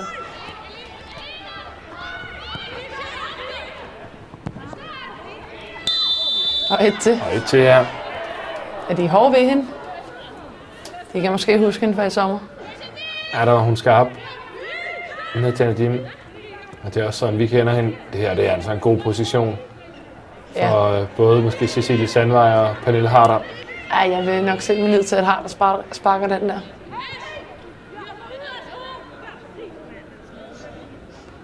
Ja, okay, den bliver lige en tand mere yderlig. Ja, der bliver ikke sparket direkte. Den bliver lagt ind over.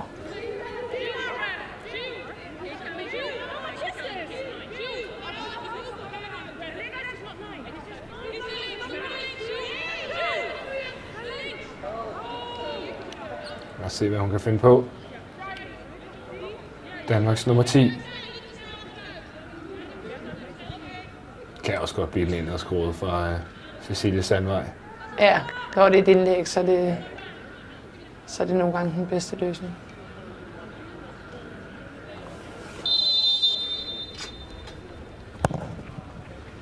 Ja, bolden for Harder, den ligger rigtig godt. En stor mulighed igen. Nej, der skal vi altså hætte nedad, Rikke Sevik, og det er jo en kæmpe chance, den der. Ja, den er rigtig stor, og jeg synes, at Sea Muldmand lidt... Ja, hun kommer lige lidt ud, og så bliver hun lige lidt i tvivl. Den synes jeg måske godt, hun kunne komme ud og clear, men... Det er altså en stor chance. Hun er selvfølgelig en lille smule presset af Hollands nummer 22, Van der Most, men kommer egentlig fint op, så ja... Hun skal hætte nedad. Ja, det skal hun nemlig. Rikke, som ellers er en fremragende hætter, faktisk. Scoret mange hovedstødsmål for Brøndby. Fik hun et frispark igen, Nadia? Ja, hun har fået tilkæmpet sig lidt. Ja. Hun er også træt af det nu efterhånden. Ja. Den der kommer Junge først på.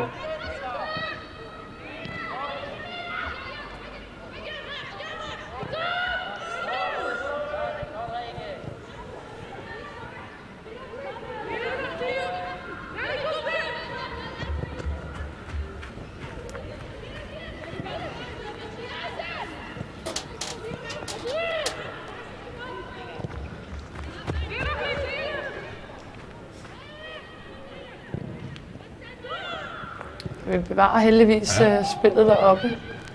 Vi er gode til at få skubbet op i presset, så vi bibeholder bolden på egne fødder. Ja, lige nu en god periode for Danmark. Se, jeg går ud til Tørsen. Han er Dim med. Og kører hun ind i banen i stedet for Rikke Tørsen. Ja, der synes jeg, hun skal spille den. Der er en 2-3 stykker omkring hende. Der bliver det lidt svært at trække ind i banen. Ja, hun skal lige... Hun har fået blod på tanden, efter hun har scoret det der mål for Rikke Tørsen. Men hun vil gerne lidt på egen hånd lige nu. Så tror jeg, vi får et... Nej, det var bare en bold, der var kommet ind.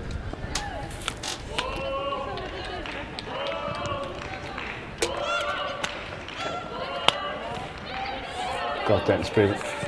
Camilla Rask vender den helt tilbage til Stine Larsen. Harder. Junge igen til Harder. Skal den lige ned til Cecilie Sandvej. Det er ikke helt nok vinkel ud, den aflevering. Og dansk indkast. Men vi holder virkelig presset på Holland nu. Vi får skubbet rigtig godt op hele vejen nedefra. Det er Stine Larsen deroppe og være med i presset her. Godt træk for Nadia. Ja, men så bliver hun hun får altså i sidste omgang skrabet med. Og så er det indkast.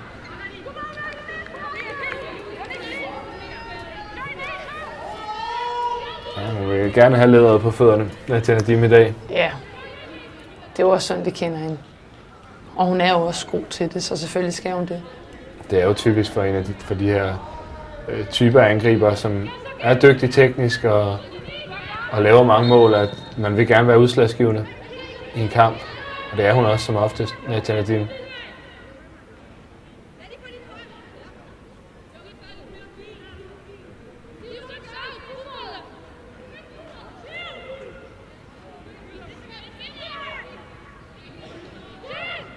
Så sker der noget ude på den hollandske bænk. Men ikke umiddelbart nogen Likke Martens. Nej.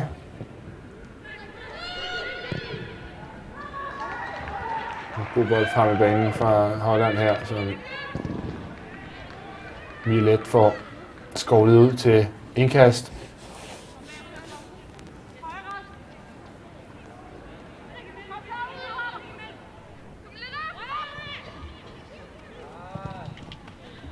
Og hjørnespark. Og det var altså for sådan en her situation, de gjorde det til 1-1 Holland. Ja, nu gælder det om lige at have fuld fokus på de ting, der sker, for at skubbe op, hvis der kommer en clearing.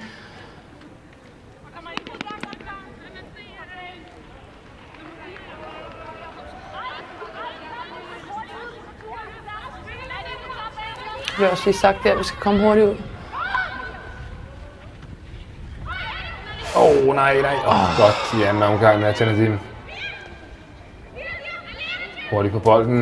Mia Jans. Godt spillet ud. Nu vil vi helst ikke miste den der. Vinder vi den heldigvis igen. Camilla Rask er fint derhen. Finder Frederikke Thøresen. Og med. Og bliver lukket afleveringerne, og så bliver det en lang bold i stedet for. Så vi er lidt heldigt for spillet pingpong. Pingpong der. Flyvermaskinen mellem Caroline Schmidt og Pernille Harder. Så kan vi altså bygge op igen. Så kan vi høre Lars Søndergaard sådan og sige bare ro på, lige få spillet lidt rundt her. Ja, det er så til gengæld en rigtig fin bold op i dybden. Så skal vi have nogle løb ind i feltet. Skal have noget hjælp her. Får hun egentlig meget fint ud af i forhold til, hvad hun havde at gøre med. Præcis, har spillet en god kamp, synes jeg. Egentlig, Caroline Schmidt. En stabil kamp. Hun har nu haft nogle gode rates op ad banen, og ellers arbejdet, som vi jo kender hende. Det er dejligt at se, at hun er tilbage.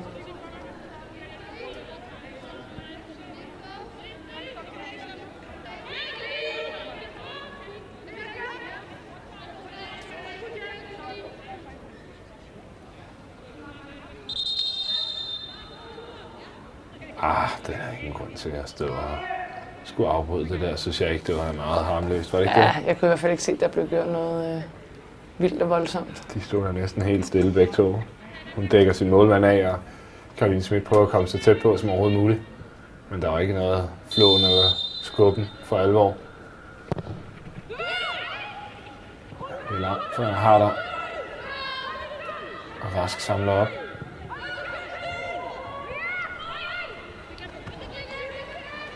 Så bliver de stående dernede. Ja, de skubber ikke meget op. Nej, der er ikke meget pres på. Så Stine Larsen igen kan hætte den ind mod feltet. Nu kommer de så ud af hulen dernede.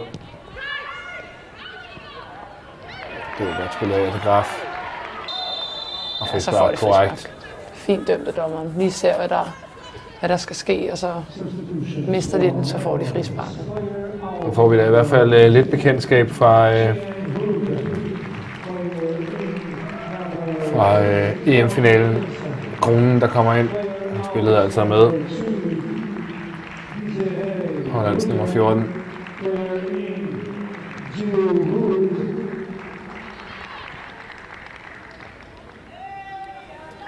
stadig ikke de helt store Nej, de lader sig vente. navne.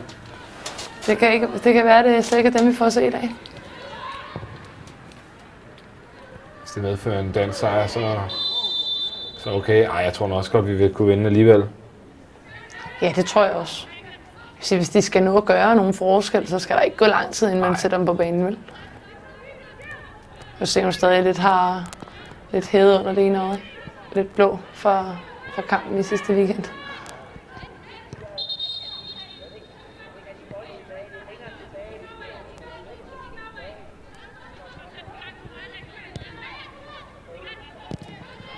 Jamen, det er også det spørgsmål, der er, om vi overhovedet får Lieke Martins at se, altså... Nå. Frispark, ja, jo, den Ja, det var ellers meget fint taget med der.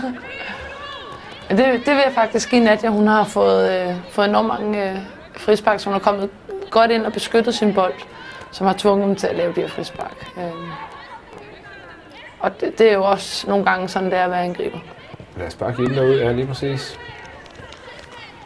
Så er hun uheldigvis vågen.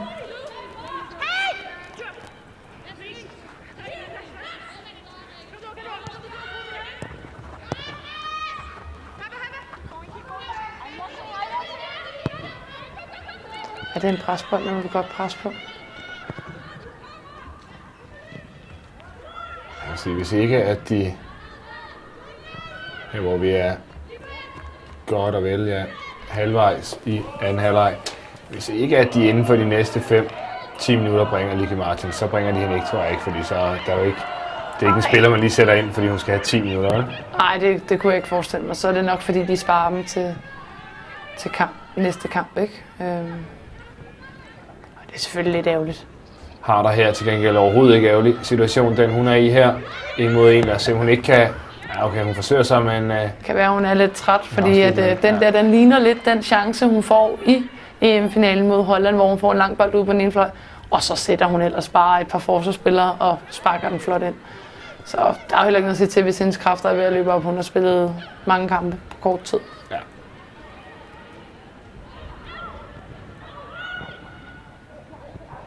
God bold fra Holland. Ned i frimærket. Og indlægget også rigtig, rigtig godt. Hun får tid til at tage den ned derinde, Grunen. Så bliver det svært for hende, så bliver hun meget alene. Men nu skal vi lidt fremad. Ja, jeg tror også, at hun ser træt ud, synes jeg. Ja, han kan godt snart overveje, at man skal lave nogle flere udskiftninger. Signe Brun derude, blandt andet. Ja, hun vil være spændende at se.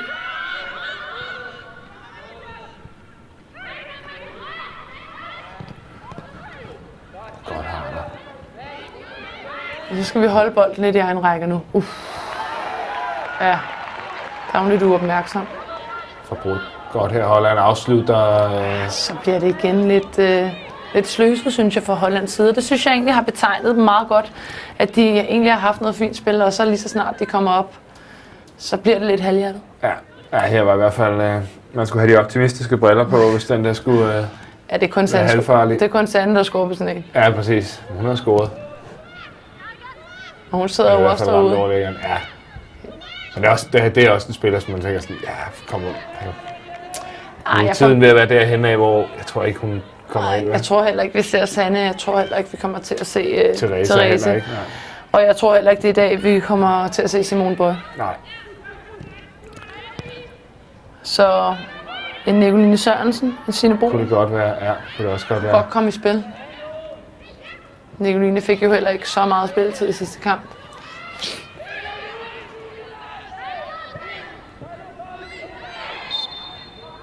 Ja, okay. Dansk frispark. Laura Frank måske. Igen. Ja, det kan være, måske en erstat Rikke. Hun har også spillet rigtig meget. Ja. Her får vi et frispark. Jeg kan ikke rigtig se, hvorfor. Nej, jeg ved heller ikke helt, hvad der blev dømt på.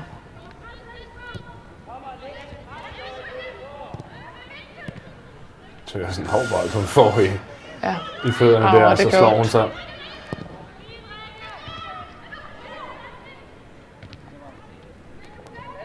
Nadim har Så er der helt løbet. frit derovre, så skal hun spille ud. Og der sker det igen lidt for mange berøringer. Hun er helt fri over på venstre sandvej. Branche tager den lige helt tilbage i feltet og bygger op igen.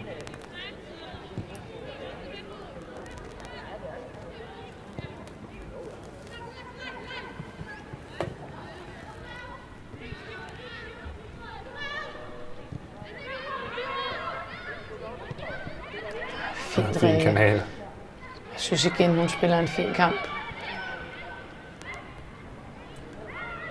Schmidt, der bare bliver ved med at løbe også. Ja, det kan hun. Løb. Men vi ser ud som om, at luften er ved at ryge lidt af ballonen. Der er godt snart komme en udskiftning. En lidt fint pres fra Harder her. Ja, det må man sige. Og Nadim, så skal hun lige... Ja, det er en god bold op til Sofie Unge. Bliver lige en tand for kort.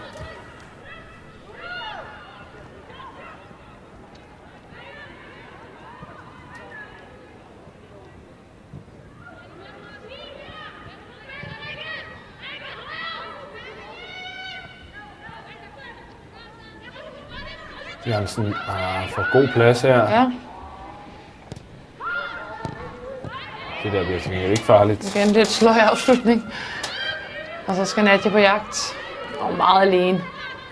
Jeg synes jeg godt, at de kan sige til hende, at Ja, bare tage det med ro. ja. Ja, så får de spillet lidt imellem os, men Sandra er heldigvis med. Og lufter bare. Så vi lige får en lille pause, så tror jeg, der kommer et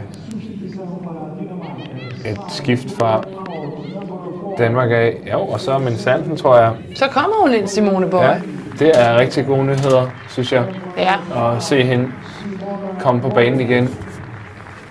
Har altså virkelig døjet med skader siden EM i sommer, har været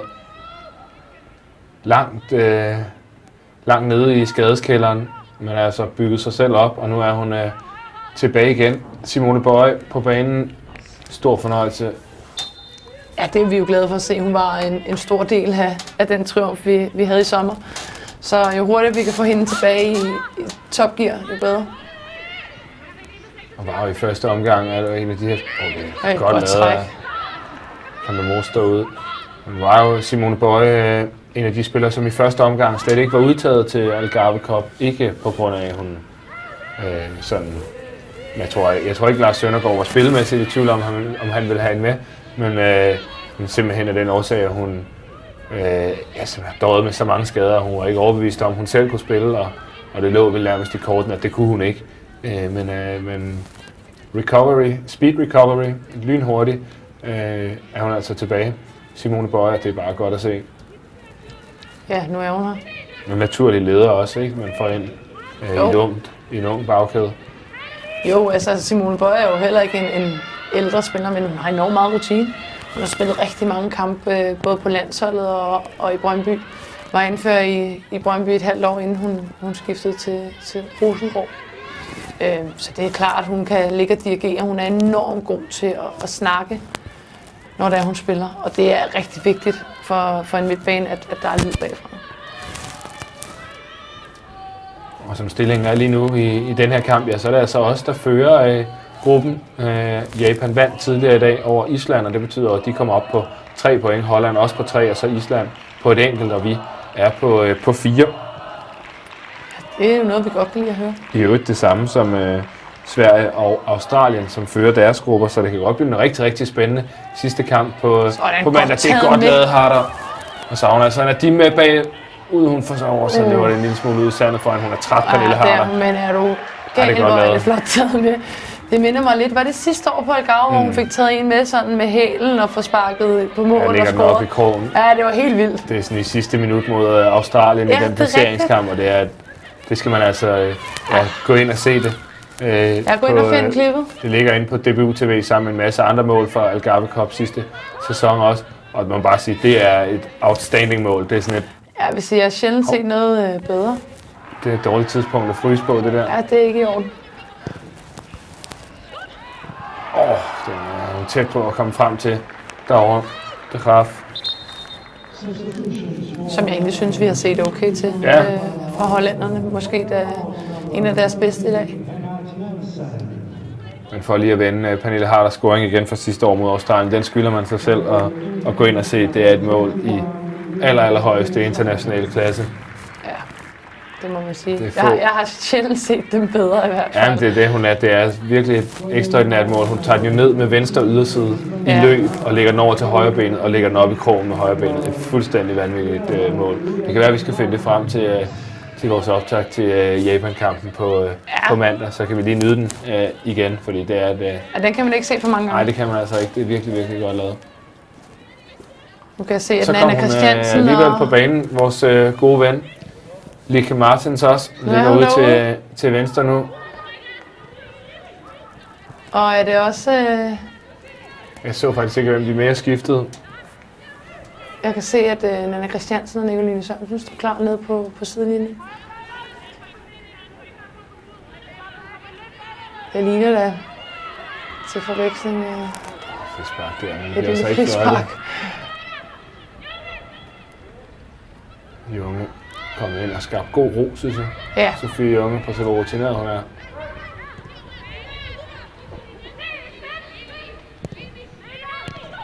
Og synes jeg egentlig også, at Naja gør noget fint her. Ej, prøv at se den bold for Simone Bøje. Det er også godt, det der. Tørsten kan desværre ikke nå. Ja, det er jo, at den ikke bliver lidt mere ned i banen. Men ideen er god. Men en fantastisk bold for Simone Bøje, der splitter nærmest hele deres presset. Det var ikke lang tid, Lieke Martens og Pernille Harder fik lov til at være på banen sammen. Et halvandet minut eller sådan noget, men dog var der lige et touch face der. Men rigtig set, synes jeg, Lars, at... Ja, det var tid, ikke? At hun var ved at være træt. Så er det Simone Bøje måske, eller hvad? Der skal have anførerbindet på. Det vil være mit gæt. Nanna Christiansen også på banen. Og så ikke lige, hvem den anden spiller var, som det var Nicoline Sørensen.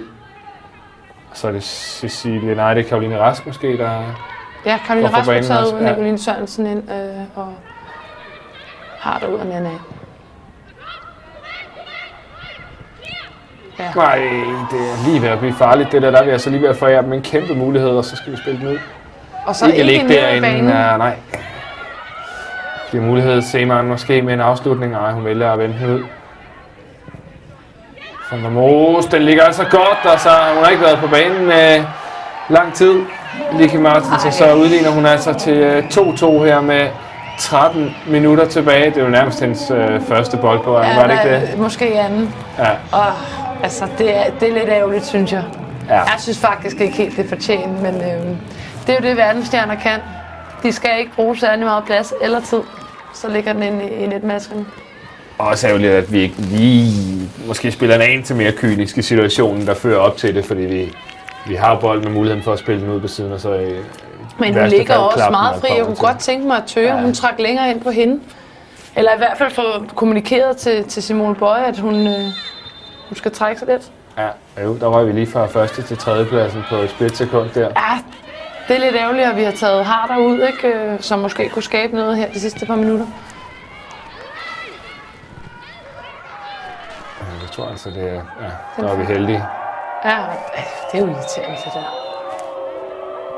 Der er heller ikke rigtig nogen grund til det, vel? Nej, hun bliver også buet af hæftigt. Af de der 20 fremmede danskere, der sidder dernede. Det er godt med noget opbakning. Det er faktisk sådan, at der tit er danskere ude og se de her kampe på Algarve Cup. Der er mange, der er nede og holde ferie. Nogle pensionister, og så er der selvfølgelig nogle forældre og sådan noget, der kommer ned og kigger. Så der er lidt tilskuere, selvom man ikke altid tror det. Det er sådan, kameraet er så placeret modsat af, hvor tilskuerne rent faktisk sidder jo i hvert fald klogeligt i dag under tribunen. Ja, det kan man sige. Nogle andre år har der nok også været lidt flere, når det gode vejr er der. Ja, det er ikke sådan lige... Sidste år var det jo fantastisk vejr indimellem, altså 25 grader på den sidste kampdag og sådan noget. Jeg vil sige, jeg tror, jeg har været med på Algarve 3 gange, og den ene gang var det regn. De 2 andre gange, der var det fuldstændig fantastisk vejr. Man bliver sådan lidt skuffet, når man kommer ned, og det regner, kan man ikke det? Det var heldigvis min første tur, så jeg vidste ikke helt, hvad der egentlig var i vente. Badesandalerne var pakket og det hele. Ja, de var med. Ja, god mulighed så måske alligevel. Og så skal vi have Nadia Nadim, vi skal have 3 mand i boksen nu. Nadia Nadim, hun vil gerne selv, det ved vi. Det er fint, og så skal hun spille Tøger. Lidt hurtigere gerne. Ja, den er tæt på at ryge hele vejen i netmaskerne. Ja, det er jo lige, hun ikke får lidt mere tryk på den afslutning, fordi den sidder egentlig der, hvor den skal. Og så hænger nogen og råber på bakken. Godt løb af Nadia. Og det var måske chancen. Ja, det var i hvert fald en god mulighed for en kontra, men lad os bare se, om vi ikke kan holde presset lidt oppe. Nu er vi faldet en del tilbage i banen, synes jeg, på det seneste. Han skal nok også overveje, om Nadia skal Skal spille meget mere. Hun går lidt træt. rundt i presset derhenne.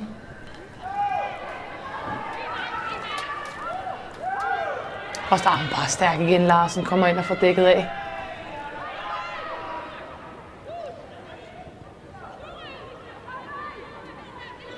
Godt, også god bevægelse for Mia Jans, altså ser lynhurtigt, at der ikke er nogen spilmuligheder, så rykker hun op i banen og gør sig spilbar, og det er så ikke hende, der får den. Nu kan skifte ud igen. Denne gang er det Holland, der skifter. Van der Graag, der skal på banen, også en del af det hold, der slog os i finalen under EM.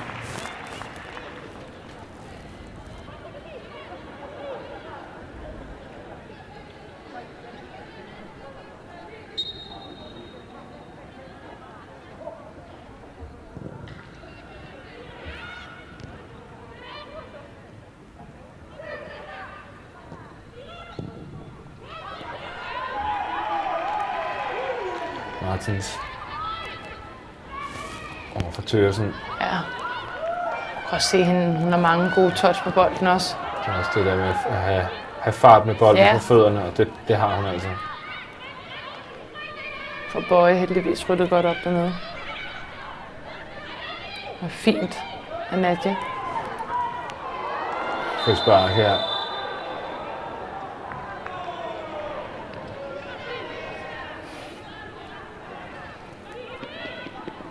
Jeg tror, hun vil være godt fra det. Det ligner altså en, der Hun godt. ser lidt opgivende ud. Nu gider hun ikke mere. Nu synes hun ikke, det er sjovt. Hun skal ligge i isbad hele dagen i morgen, tror jeg. Men hun må også vide det, når hun søger dem. Hun kan jo godt lide at gå ind og søge dem og få lavet de her små snævre driblinger omkring dem. Og når man er så god til det, så får man altså nogle ture. Ja, man får nogle skrub ind imellem.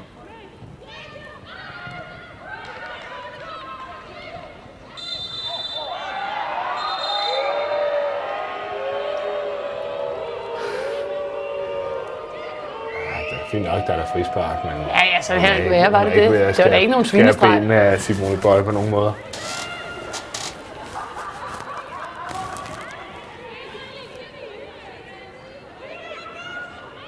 Anna Christiansen her, som altså er kommet på banen. Forlænger den egentlig fint der. Karin Schmidt, der er bare ikke nogen med derovre.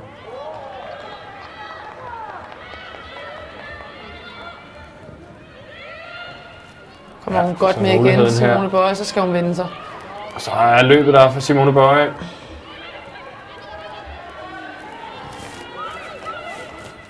Får hun spillet fint frem, og det er egentlig også okay. Og 7 minutter, altså tilbage af opgøret her. Ja, jeg kunne godt tænke mig, hvis Danmark havde kræfter til det, at de gik højt på dem. Få jagtet det her sejrsmål. Godt af Nicoline Sørensen. Så Thøger jeg altså fri på pletten, hvis det er. Ja, det er fint. Vi har gode muligheder lige nu, og hvad så her? Okay. For hvad dog? Et gult kort. Det er så spøjst ud, synes jeg. Ja. Det kan være, at vi får den lidt langsomt. Karoline Schmidt.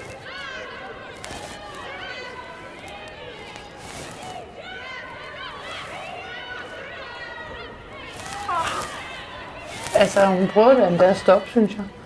Ej, den er lidt tynd. Ja, jeg kan faktisk slet ikke se, at der er nogen forseelse, men hun kommer vel bare ind på bolden for at afslutte. Der er jo ikke så meget. Og nu skal dommeren også lige ud og Så tale med den får hun hollandske træner Wigman. Gider hun ikke det mere? Eller hvad?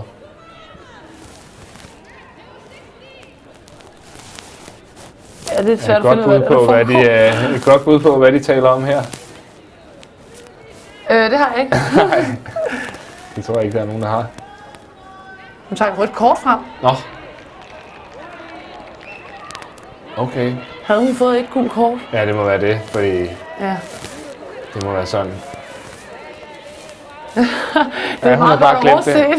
overset. Jeg husker en kamp, hvor der var en kroatisk forsvarsspiller engang, der fik 3 gule. Det er stærkt. Ja, før han fik et rødt kort. Nå ja, men altså, han er fra Karoline Smith, Ja, hvis der den ikke går, siger noget. hvis den går den, så går den, ikke? Nå, ja, så med 10 mand kan det godt være, at det bliver lidt svært. Det var ærgerligt, at linjevogteren også skrev tingene ned. Ja, hvad er det for noget?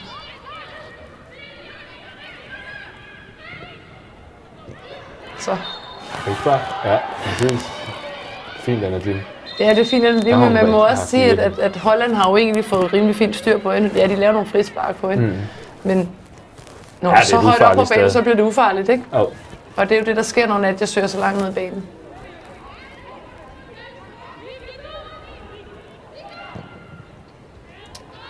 God bold for Ja, det må Miriam. man sige, og også et fint løb, så skal hun udfordre. Ja, og skal hun bruge sin hurtighed, der har hun altså haft succes med tidligere i dag. Ja, og der ser vi det der med det fysiske, ikke? At Hun det har hun det. jo læst godt ind på kroppen. Hun er også blevet snørret et par gange, så hun har fået tid til at læse på lektien derude. Og nu får hun lige snurret lidt rundt om sig selv og skiller sig fint af med bolden.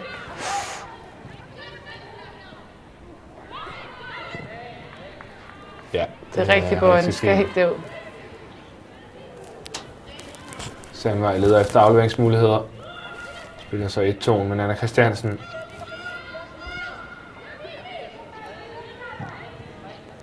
Ja, det er en god bold bold op af til Miki. Nadim. Og vi får et indkast. Vi lader os altså ikke mærke af, at vi er kommet en mand i undertal.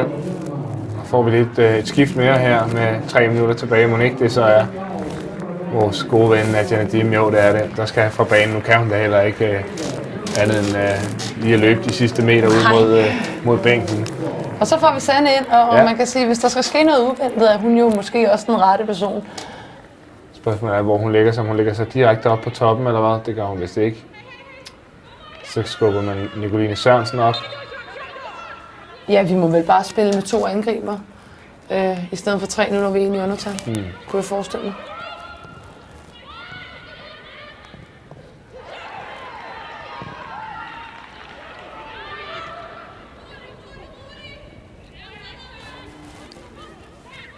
Ja, Barnskjær, altså synes jeg, har gjort det godt, men har ikke haft muligheden sådan. Hun var prisgivet ved de 2 hollandske mål, der har hun altså ikke haft en chance for at gøre en forskel. Nej, Så der kan hun ikke stille så meget op. Men ellers har hun gjort det, hun skulle komme ud af sit mål, når der har været brug for det, og har fået vendt spillet i fødderne, når det har været muligt. der kommer et kort mere den her gang til Sanne Troelsgaard. Hun er lige kommet på banen. Ja, hun skulle lige ind, og det kan være, at hun lige fik en hilsen med fra Nadim, der forlod banen. Så kan hun... Ja, Den er også god nok, ikke? det er helt okay. Det gør ondt, det der.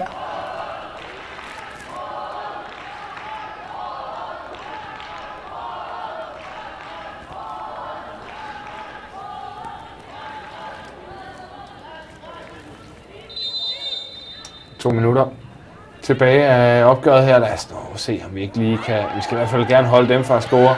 Mikke Martins på tværs, godt kommer ud, Barnskjær. Men det er altså ikke slut endnu. Den der danser ind på stregen.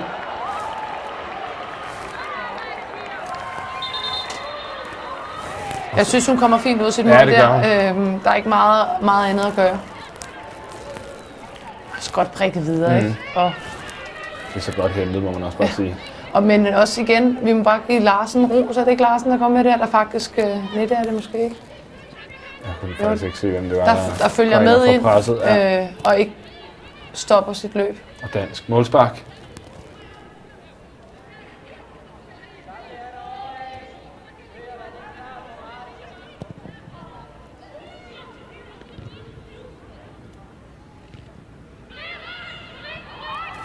Nu ender det lidt med, at vi bliver presset i bund her til sidst. Den er skidt, den der.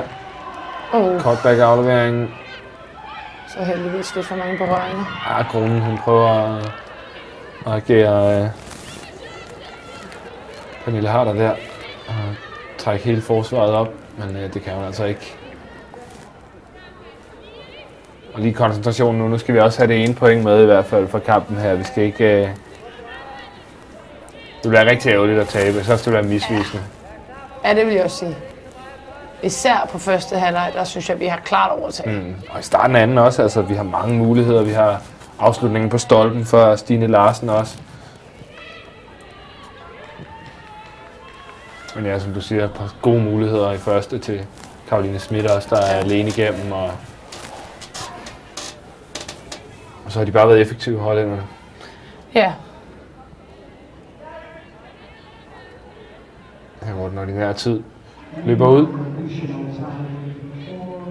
Og så er der 4 minutters tid at spille i.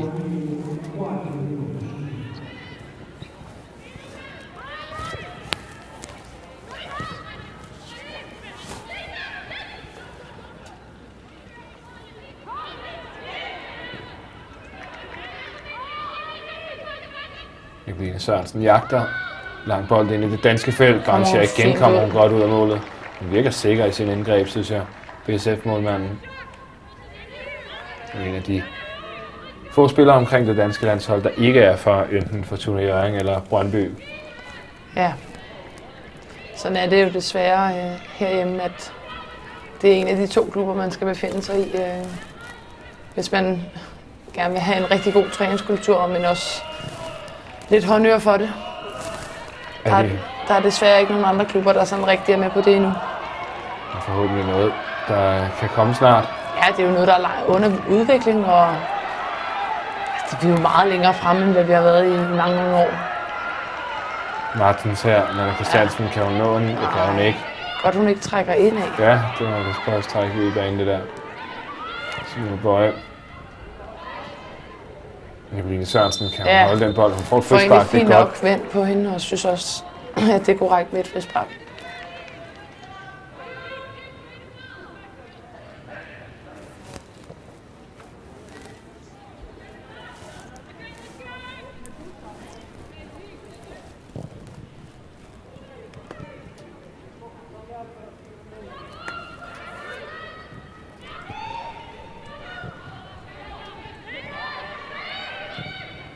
Bøje ud til Thøgersen, den når hun altså ikke. Han er stræt derude fra Rikke Thøgersen. Ja, det er der heller ikke noget at sige til. Nej, man løber meget på den position der. Ja, det gør man. Sætter altså en del krav til ens udholdenhed.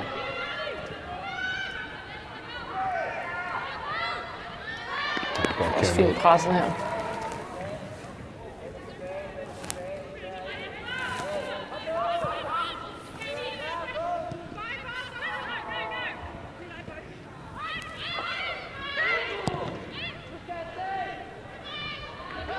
Den skal hun bare jagte, den der Nikoline Sørensen. Jeg kan desværre ikke lige komme først på den.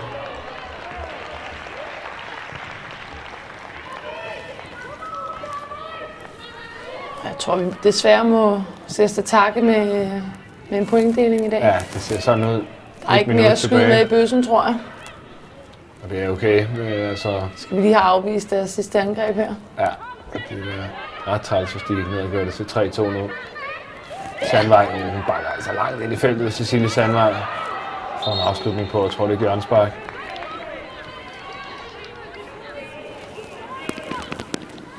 Bernstein. Der fremtvinger hjørnesparket. Lars Søndergaard sidder lidt uroligt i sædet derude nu. Ja, det kan man jo ikke bebrejde ham. Nej, han vil gerne have det her kryds med. Ja. Det alt andet ville være ufortjent.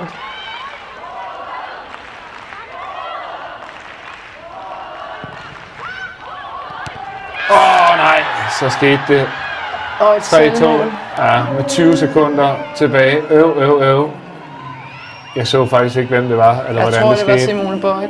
Den blev clearet ind i hovedet på Simone Bøje, der så det er også ikke kan gøre noget som helst, og så rører den ind i mål. Sort uheld. Ja, det er rigtig Ja, okay. Altså, der er ingenting at stille op. Du kan intet gøre i sådan en situation. Det er så tilfældigt, som det overhovedet kan være. Hollænderne har altså også haft trukket det længste stå i flere situationer, synes jeg, hvor det har været sådan noget her for eksempel. Det er jo Det er synd, Det synes er jeg. rigtig bittert, især når vi ved, at vi har haft så mange gode muligheder selv. Simone Bøje, Ja, det er det kan næsten hun ikke heller gøre ikke til at noget bære det der, men... Nej, det kan hun desværre bare ikke rigtig gøre noget ved. Og så kom målet i sidste sekund, hvor det dog bare ærgerligt. Men hun er tilgivet. Der er ikke noget at stille op over for den der. Vi taber altså desværre 3-2 i EM-revancekampen her. Det var tæt på, og jeg vil sige, det var meget, meget tæt på, at vi vandt, og vi var vel mål på spillerchancer. Havde det ikke været ufortjent i hvert fald også, hvis kampen havde fundet en anden vinder. Men 3-2 til Holland. Vi tager lige et kort hop tilbage i studiet, inden vi lukker af for i dag. Algarve Cup 2018 præsenteres af Odset, hovedpartner for kvindelandsholdet. Ja, 3-2, Julie, og for en afslutning. Det var altså... Vi sad lige og talte om det. Ja. Det er drøn ærgerligt, for jeg synes, at vi spiller en rigtig god kamp. Ja, lige et par afrunde over på kampen. Hvad er det, vi gør godt, synes du? Jeg synes igen, vi står rigtig godt defensivt. De har ikke mange åbne chancer i kampen, og vores forsvar ser efterhånden rigtig stabilt ud. Så synes jeg, vi er gode til at få lavet nogle dybdeløb i dag, der skaber noget mere plads. Vi ser det helt fra kampens start af. Pernille Harder laver dem, Karen laver dem. Og det gør altså, at vi får plads til at spille i mellemrummene. Og vi bliver farlige. Vi har masser af chancer. Og positive præstationer vel stort set all-round i dag på hele banen. Karen Holmgaard i første halvleg kommer ind og viser, at hun har niveauet til at være med. Frederikke Thøresen, mange gode ting. Flot mål for hende også. Harder, god scoring og vel i det hele taget rigtig mange fine præstationer. Ja, Lars Søndergaard må være rigtig glad for sin trup lige pt, fordi jeg synes, der er mange, der byder ind med mange forskellige gode ting. Så det er drønærgerligt. Der er ikke nogen, der gider at tabe, slet ikke på den her måde. Men de skal op på hesten igen, fordi at, det var en kamp, de havde fortjent at vinde. Han hungrer efter den der sejr, Lars Søndergaard. Nu tror jeg, ligesom resten af holdet garanteret gør. Ja. Og forhåbentlig, Julie, så kommer den på mandag. Der er vi tilbage igen. Vi er tilbage. Og der skal vi have en sejr mod Japan, som er verdens nummer 2. Så det bliver også svært. Det bliver en målfuld, men hvis vi kan spille så godt mod europamesterne, så kan vi også godt mod verdens anden bedste. Det er det, vi satser på. Det er på mandag. Det er lidt tidligere, end det har været her onsdag og fredag. Vi spiller nemlig allerede kl.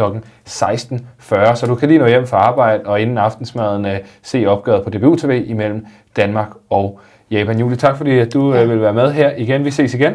Det gør vi. Og det gør vi også derude. Tak for nu og på gensyn.